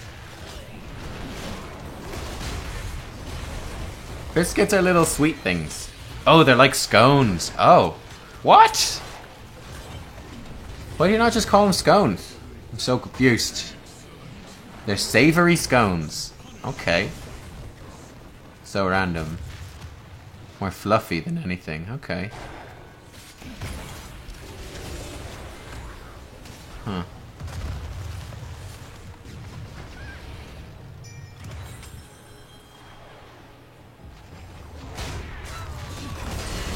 My biggest advice in this game is take Cursed Bullet, not go for the throat, honestly. That's like the main piece of advice, is learn how to play Cursed Bullet Greymane as well. As go for the throat Greymane.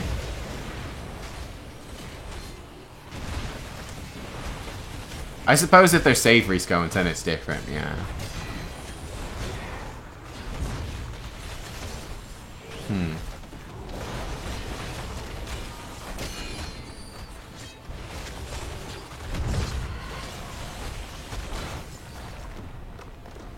Gumbo is Louisiana stew with shrimp and spicy sausage, usually served over rice. That sounds very nice.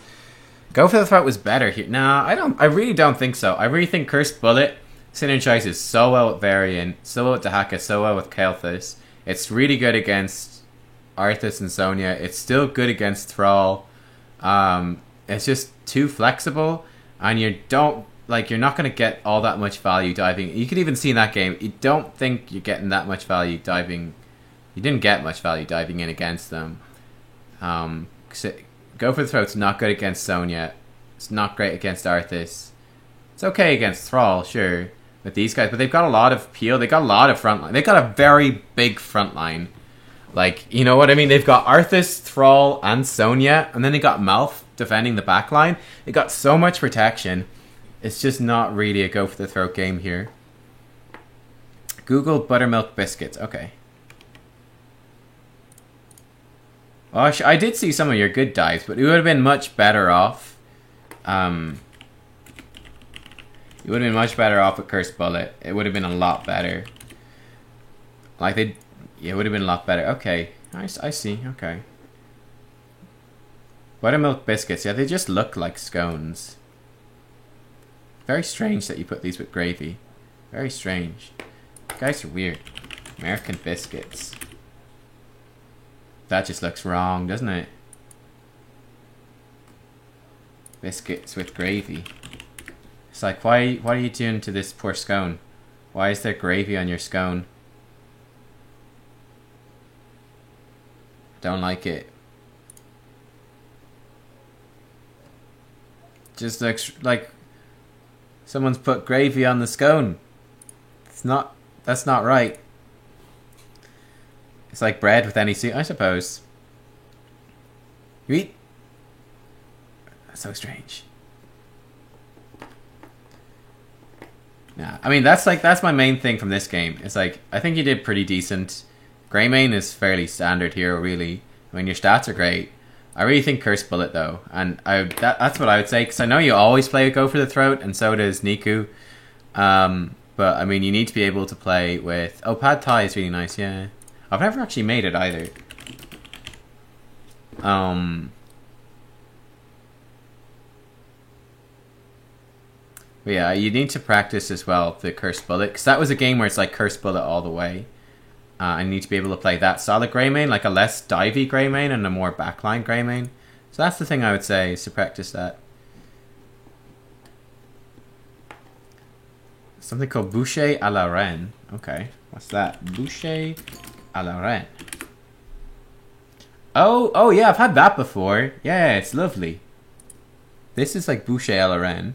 It's like a puff pastry type thing, stuffed with like a creamy, mushroomy thing. It's really nice. Or like vol au vent or something. Yeah, that stuff's good. That stuff's good. Nom nom nom.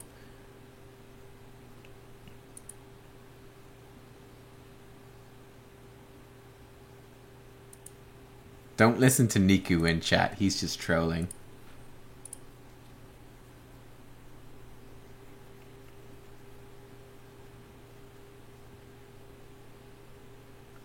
Wait, ham bones? What is ham bone soup? What is that? Okay, we got a replay in as well. What's ham bone soup?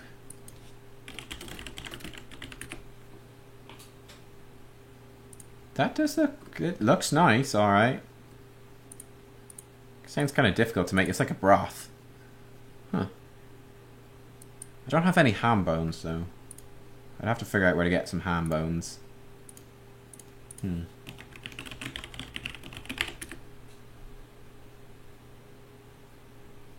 It looks like fancy biscuits and gravy. Yeah, but it's not biscuit. It's like pastry. It's like pastry with creamy mushroom stuff. It's not gravy, and it's not biscuits. Ham bone soup is difficult? Yeah.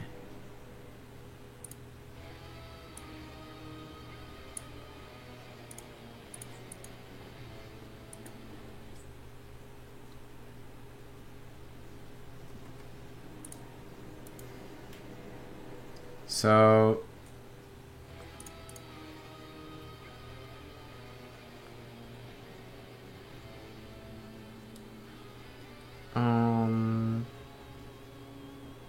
What hero am I... What hero am I watching? Yeah, G Master Lily. We did your replay. It was the first replay we did today. Oh, pulled pork is good, but that must be really difficult to make, I would say. Or just take time. I don't know. So, this was sent in by Alexander, but I don't know... It's for Vala? Okay. Hammer, okay. Cool.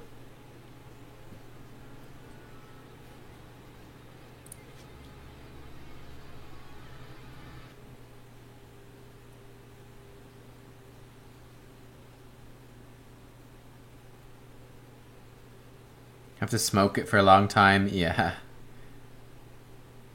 Wait. Ooh, roasted rye bread with garlic and fresh tomato salad. That sounds really nice. Oh yeah, I'd love that. Ooh, I'll eat that all day. I love like bruschetta and like tomato and garlic mixed together. Oh, it's so good. Roasted rye bread with like tomato and garlic. Tomato, like anything with tomato and garlic. It's like, yep, I'll eat that. Anything that's like even vaguely Italian, it's like, yep. So good. Be harsh in your plays? Okay. Danish open sandwiches. Okay. Bruschetta. Do you not know what bruschetta is? I'll show you what bruschetta is. Okay, hang on. We're going to hop over to food again for a second. This was the ham bone soup, which actually looks alright. It's like a brothy soup. Fuck. Get the fuck up. Why is it not typing? What is this? This is bruschetta, which is like... It's like, oftentimes it's even stale bread. It's like really crusty bread with then, you know, chopped tomato, maybe like a bit of garlic or something on it. I'm not sure what you dress it with, but it's really nice. It's like maybe a bit of olive oil or something. Kind of a little bit of cheese. It's really good. What is tomato and basil? There you go. Traditional like Italian stuff. Yeah, so you got olive oil, some balsamic vinegar, some basil leaves, bit of salt, bit of pepper, garlic, tomatoes. Delicious. Delicious. It's a quesadilla, by the way.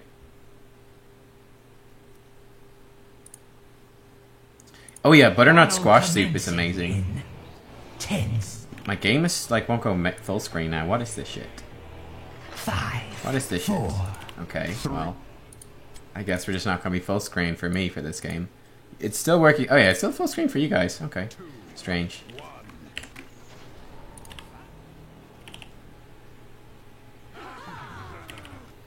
So you're saying in your email that the camera's unlocked, but it's not actually working, which is weird. I'm from Ireland, which has shitty cooking. That's another thing. Irish cooking sucks. It's just like a few spuds with it, and that's it. We don't have any good dishes, you know. Oh,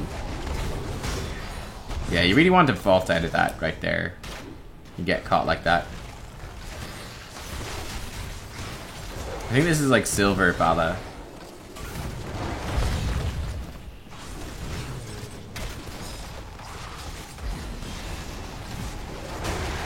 You're actually doing pretty well so far, I think.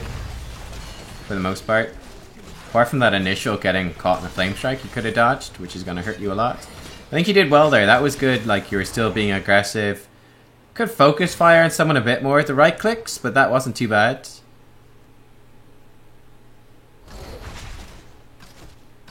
Yeah, the oh, sorry, you do have the camera locked. You haven't used. Okay, I see. I see. I read the email real quick.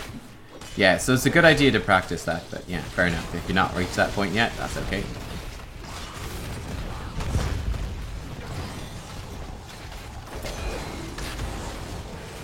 Yeah, like you can go, their team, you can be pretty aggressive against their team. Like if you look at their comp down here, they've got Kel'Thuzad, they've got Anub'arak, then they've got double support. You can be pretty aggressive against it. You obviously have to watch out for the supports both engaging in like melee range. Well, like, you know, they both have like dashes basically.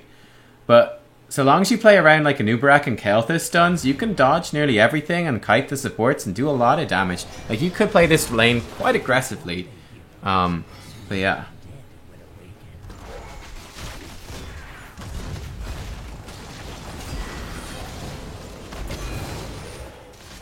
You do want to watch out with attack moves stutter stepping against the Anub'arak, that you will shoot the Beetles quite often as well.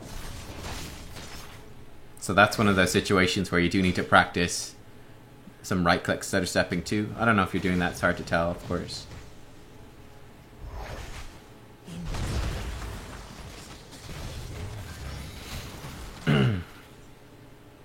Okay. Why did this come back, by the way? Did I not get rid of it? I could have sworn I did. I guess not.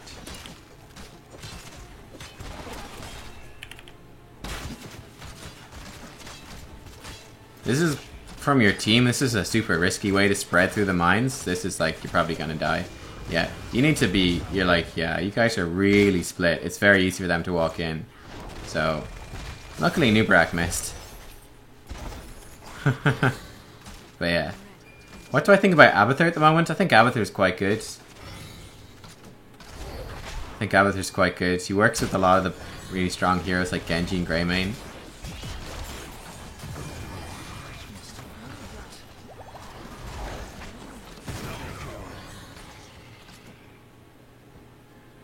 Okay. I can't see the skulls. Okay, you guys are slightly ahead. Alright.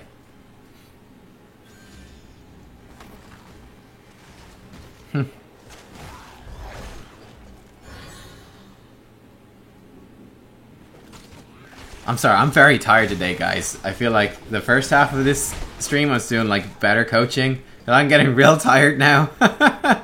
I'm finding it difficult to talk about stuff. So far, this is going good though. I think you're doing like a good thing for Vala and Silver. Like this stutter stepping is nice that you're doing that. It's good that you're not being like too passive. Like you're playing aggressive, which is nice. I think that's good. That's so important with Vala. Like it's so important with Vala because she is a very aggressive hero. She's got the movement speed, especially with Hawk Pursuit at 1, to play a very aggressive hero. Like that was really good right there. You step away from the CC on the ground, then you're right back in. This like millisecond it expires, you get more shots off. Like that's really good. Oh, it's only like 7:30 for me, but I've been like working non-stop. This is also really great to spot that Murky. Alright, that's fine. This would be a good point to Hearthstone.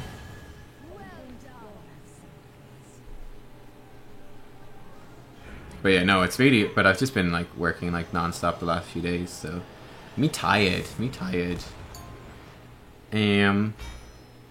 But yeah, I would say you definitely Hearthstoning as you're taking that Merc Camp. That's a little tip you can do. Because you'll capture the Merc Camp while you're Hearthstoning, so it's good. Oh yeah, Thai red curry. I do like Thai red curry, and that's pretty easy to make too. At least like a reasonable one. It's not too bad.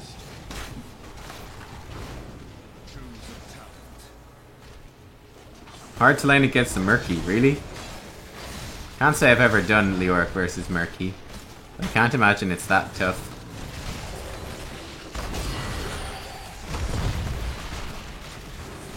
Like, this is really nice Vala play. This is way better than Silver would normally be, I would think. Apart from getting hit by Flame Strikes. But like, your stutter stepping, your positioning is pretty good. Flame Strikes are clearly a problem.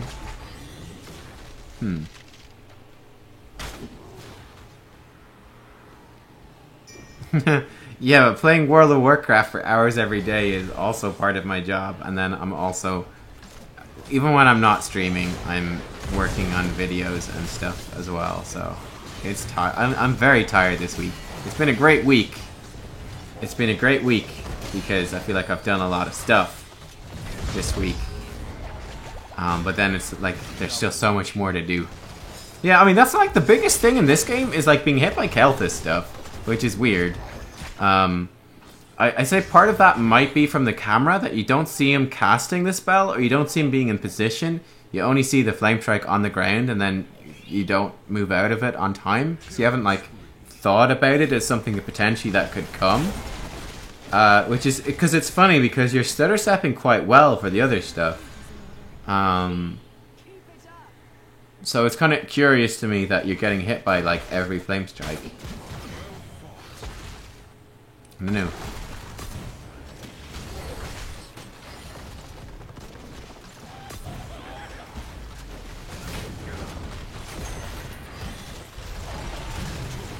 Alright, great. Our build is great, by the way. Really good. I like it. Alright, great kill again. Fantastic. Very worth destroying that fort. Okay, it's dead anyway. Good. Nice. Alright, this is really good, though.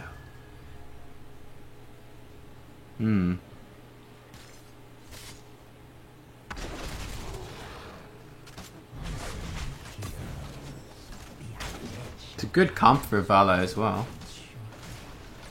I think the build's real nice. Hey, dodged that one. That's good.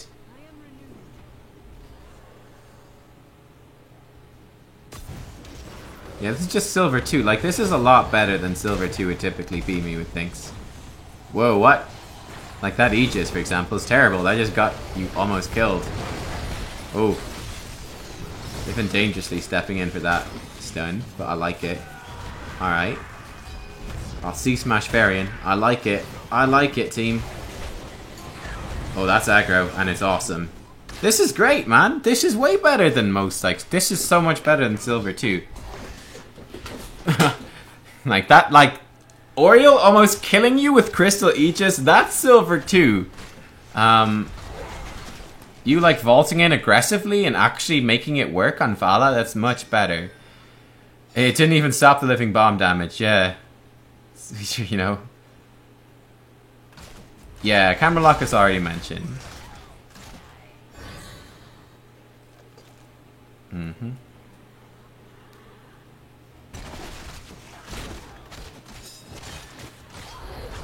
Yeah, there probably is quite a lot of skill difference in Silver.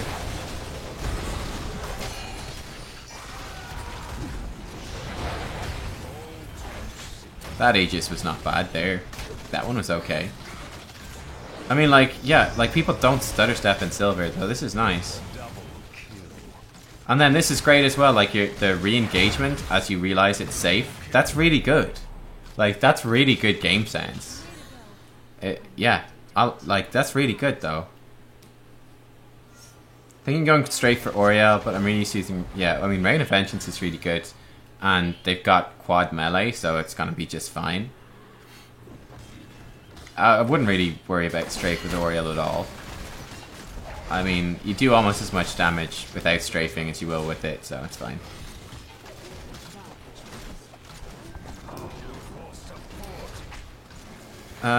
What rank do you think Vala is in just playing Vala? I don't know. I mean, it's probably like diamond level Vala play, I would think. It's hard to tell, because obviously you're against silver players, so it's much... Now that's the thing, that's what makes it hard to play. It's like, yeah, the Vala mechanics are really good, but then you're also playing against silver players, so I mean... I could say, like, you could see this being, like, diamond level, but then again, if you're actually playing against diamond players that are actually going to do stuff relatively well as well, then you're going to see a lot more problems. So it's really hard to say, but I'm like, the Vala is stutter stepping. It's like really engaging really well. I think that's really good. I see so many Vala players being terrible at that. So, like, I think that's a really good thing. I'm like, there's so much potential here. Like, just the little things of, like, okay, stepping out of an AoE and then immediately going back in. Like, just knowing that it's good. Like, when he was being chased by a Nubarak there, and then he went, no, wait a second, my teammates are coming in. And then just, like, re-engaging the Nubarak was like, yeah, I'm going to shoot you in the face because I know that I'm not going to die. Like, that's really good. That's really good game sense and team fighting sense, which is really important. So, yeah. Guys didn't really push with the golems and defend him most of the time. Alright, yeah, I mean, in terms of this map, like, if your golem is bigger, you kind of want to be going in with it.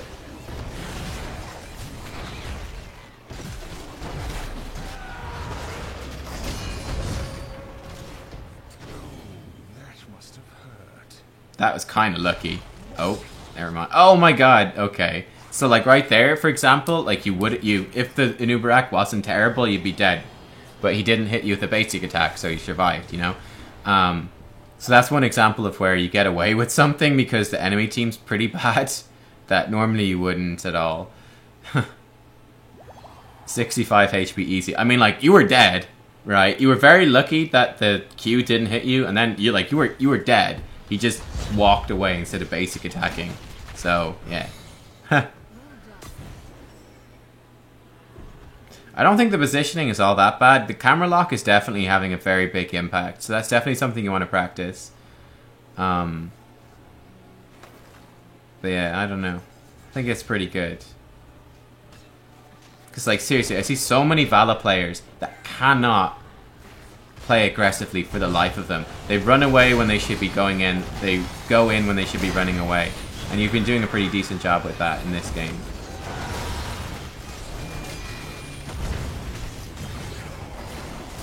Now, right there, smashing that cocoon would have been good, though. It's okay, though. Alright, nice. Yeah, like, the Aegises are fairly bad. Yeah, the Kel'Thus is definitely an issue. Like, standing in the flame strikes and spreading those bombs a bit too much. So that's something to watch out for. And I really do feel like a lot of that is probably camera lock, but I mean, I can't say for sure. But I feel like a lot of that is camera lock. Like, you don't see the Kel'Thus, so you're just kind of like, you don't see those, you don't realize they're going to come until they hit. Like, for example, you've been dodging the boss stuff really well, because with the boss stuff, you know you're fighting the boss and that he's going to do that stuff. Whereas the Kel'Thus stuff seems to take you by surprise. It's like, oh, there's a flame strike, and then you kind of hit before you can react. I don't know.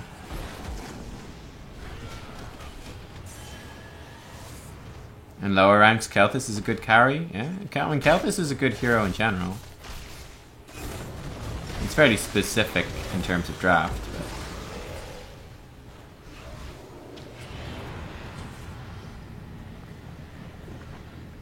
But... yeah, this is an awkward spot for you guys. You got two dead heroes, so that's not ideal, is it? Okay, what talents have we gone for, by the way? Alright, so we went for Gloom, and we went for multi-shot, or frost shots. It's alright, yeah, that's fine. I mean, I would say you could realistically probably go for... you should probably be going tempered for by discipline in this game, because you should be able to just dodge Kel'Thus stuff. You shouldn't be hit by it. They don't have enough setup to make you be hit by it, so you should be able to sidestep. And then you could get Tempered by Discipline. Frost Shots is fine. It's good. It's nice with the W build.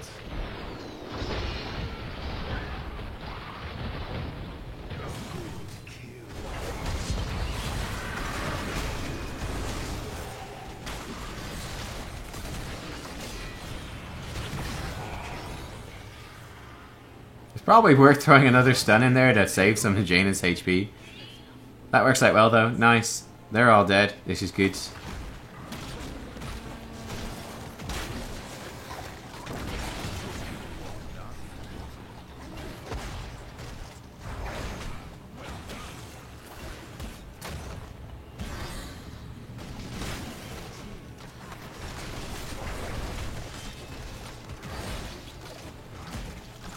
Well, I mean, he doesn't have Pyroblast, so he doesn't need Gloom against Pyroblast. He doesn't have it.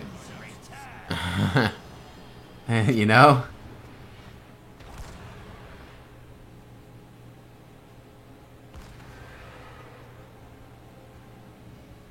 Can't heal it, no energy.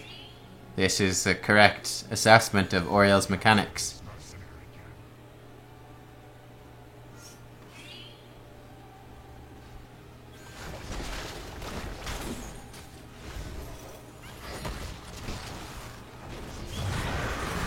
Oh, that... No, I would not be a huge fan of diving in there. I think that's a bad idea. I think that's a very bad idea.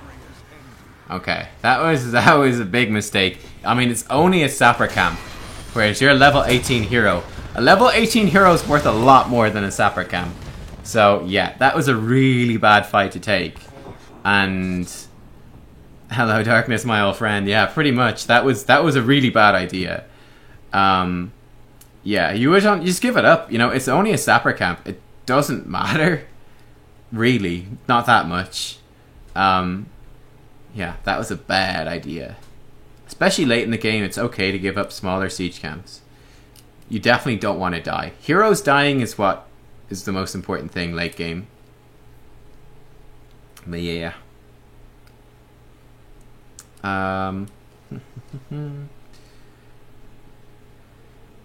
It's a pity you went for High King's Quest, isn't it? Oh well. I suppose he gets lots of takedowns at this level quite quickly. I don't know.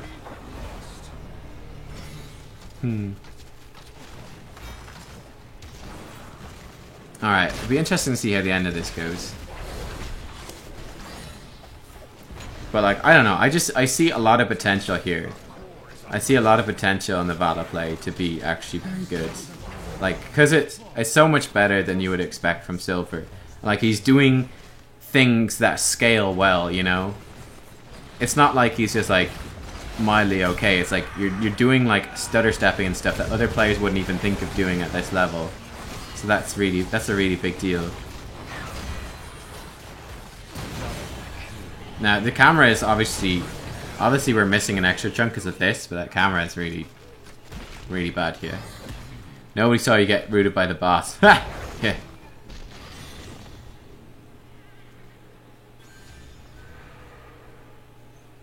Okay, I mean, you guys were winning that game real well until you got the, like, pretty, well, not real well, but you were doing really well for the most part until you had that disastrous call on the Sapper camp. Like, that was a very bad idea, which put you guys very far behind. I think you just froze for a second there. But yeah, like, we could not see anything in that fight because of the top pane. Like, it was just Vala shooting stuff. It's like, what is she shooting? Who knows? Oh, that's a real Murky Egg. Okay.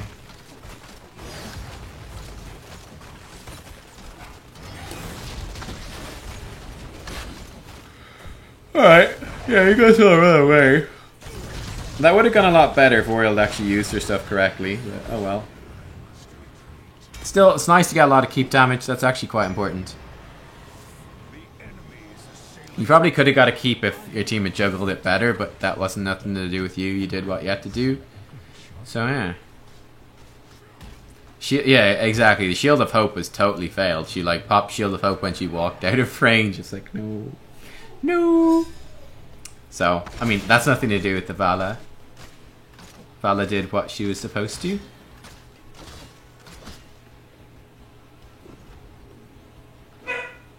Woof. Hello, Winston.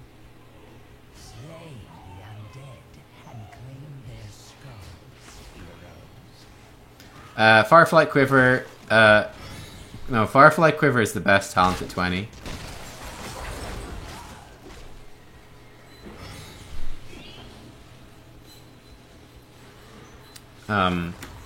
This Storm of Vengeance is, I mean, they're all good, but Firefly Quiver is just so good. That's the one you would normally go for.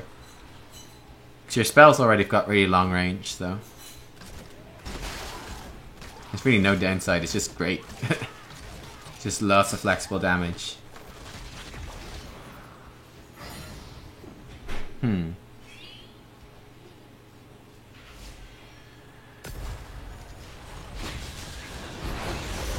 Oh my god, the poor Oriole. Is she gonna Aegis herself? No, she's brave. Is she gonna heal anyone? Okay, eventually. That was a disastrous team fight on multiple levels. I was actually looking at your teammates, not you.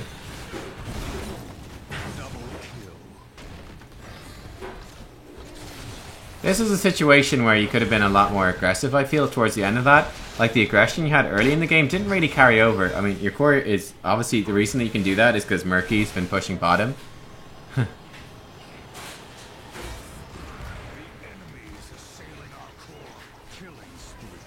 But Rancor? Rancor's not very good at all. Rancor kind of sucks. But yeah, like, going into that fight, you guys should have wrecked them. It was a 5v4. Murky split pushing. So it went very badly at the start. The positioning was terrible. Oriole misplayed it terribly. That was the person I was watching. That was the Oriole. I didn't watch the rest.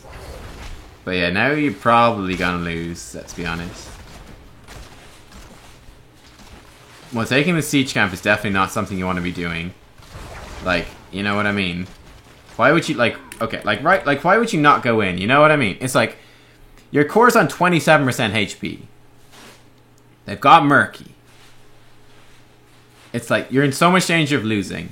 Why are you playing safe? Like, why is Oriole being like, oh, let's play safe when they've got 2 dead here? They've got 3 people. It's like, go in and kill them. You need the Golem. Like, you need the Golem. You need to win with the Golem. It's very difficult. But you need to do something. Like, they're basically all dead. Like, you need to go in. It's like, why would you possibly give up a Golem against nothing?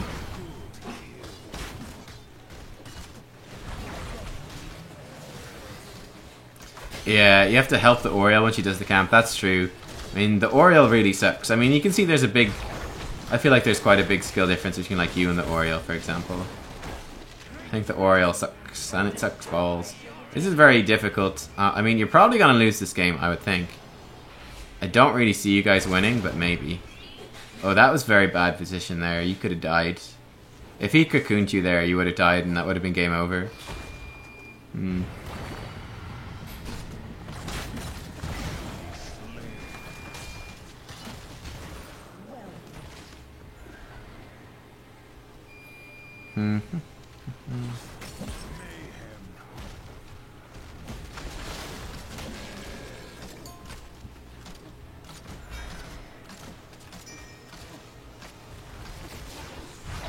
I mean, your keep's gonna die no matter what. You just want to make sure your core doesn't die. You don't need everyone to defend. I mean, it's just like, if you defend that Golem, how do you ever win the game? I mean, it's really awkward. You've probably lost the game. Like, the map position is that bad. The game is probably lost no matter what. But, like, going and defending this Golem is just like, Oriole's actually right about that. You're never gonna win like this. This is just, like, postponing your loss. It's actually good that you can't save the keep. The enemy team sent 5 people to defend their fort instead of destroying a keep, even with a Golem. Like, why, you know? Why? Why? It makes no sense.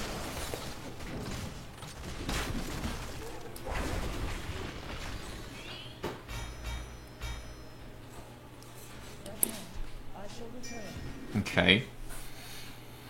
I mean, this is so difficult. I mean, if you get a big pick-off, if you get a big gank, maybe. Oh, if they throw in core, that could work. Yeah, that works pretty well. Oh, they're going core. Nice. This could work.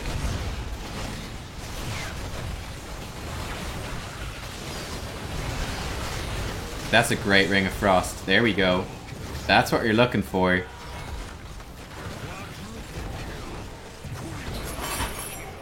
Nice. Oh, catapults. Yeah, okay. You need one person to stay bottom to deal with the Murky. Probably a Jaina. And the rest of you need to go top. Don't take a sapper camp. What the fuck? Just push. They're dead. Oh god. Why is Oriel the one defending? Okay.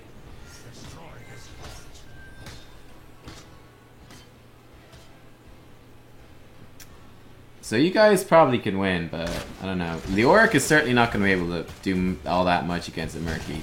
Okay, that's good by you to just tank that with your face. I like it. The Sapper Camp will be here one of these days. Murky's coming in. Let's see if the Auric can deal with it. Shield of Hope value. Look at this. I mean, will you guys win the game before... Look at, like... You know what I mean? Like, you guys just won the game, right? You know, like, here's the Sapper Camp. It didn't even get there! It's like, you wasted so much time getting the Sapper Camp, like your team did. If they just went core, you just win. Yeah, that's huge that you guys won. You won. The enemy team screwed up massively, but, like, you did lots of damage, like a lot of damage. You only died once.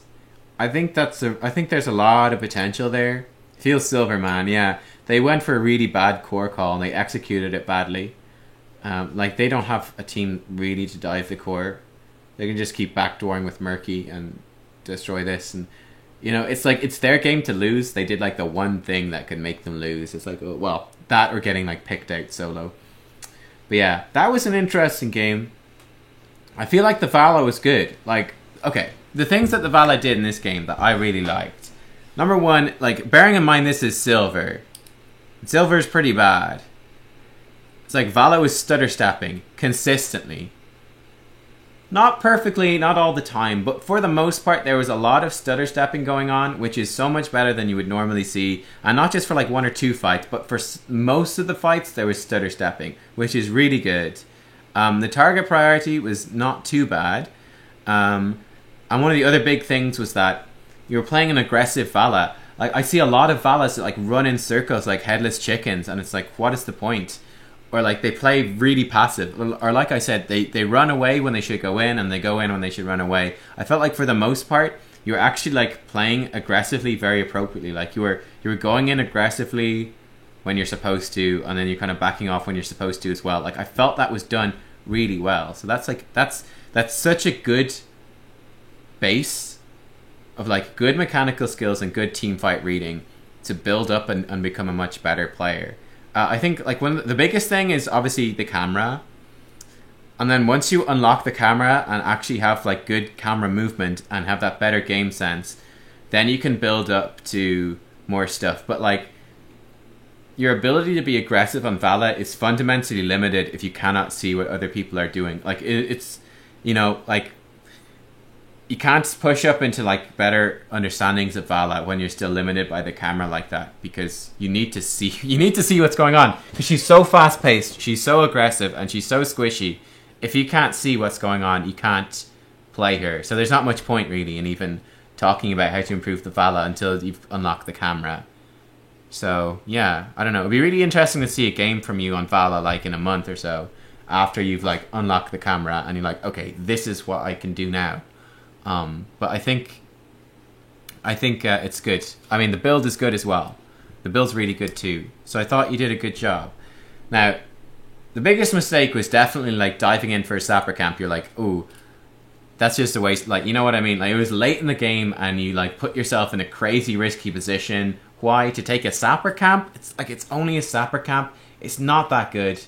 Definitely, like, dying is not worth that at all. So you want to be very careful about something like that. That was the biggest mistake. And then the other thing, again, there was a lot. You're getting hit by a lot of the Kael'thas stuff, and I really feel like it's just that you're not aware that the Kael'thas stuff is even coming. And I feel like a lot of that is probably due to camera lock. That's my feeling. Is that it's because you're just not seeing the Kael'thas even coming, so that you're not able to react until you see the actual spell on the ground, and then it's kind of too late. Whereas if you got the camera unlocked and you're like, oh, well, Kael'thas is there, you're playing around the Kael'thas, like just constantly and consistently. So yeah, I'm quite interested to see this. But yeah, that's kind of what I feel like. And like he did a good job as well, like pushing in the structures. Like I thought it was really nice. I thought this was good. I think there's a lot of potential here, because I feel like you're doing all the scalable things, all the things that matter at higher levels, like the smaller mechanical things, and then a team fight sense of when to be aggressive, and like just the understanding that you have to have of the different character movements to be able to do that was good in this game. It's only one game, but I think it looked really good in this one. I presume I don't know. I would assume you got MVP. I'd be surprised if you didn't. Like maybe Leoric could. I don't know. Leoric might get MVP actually. Sewer Leoric. Yeah, there we go. I figured you probably should get MVP for that. But yeah. That looked pretty good, I thought. It's an interesting one. Okay.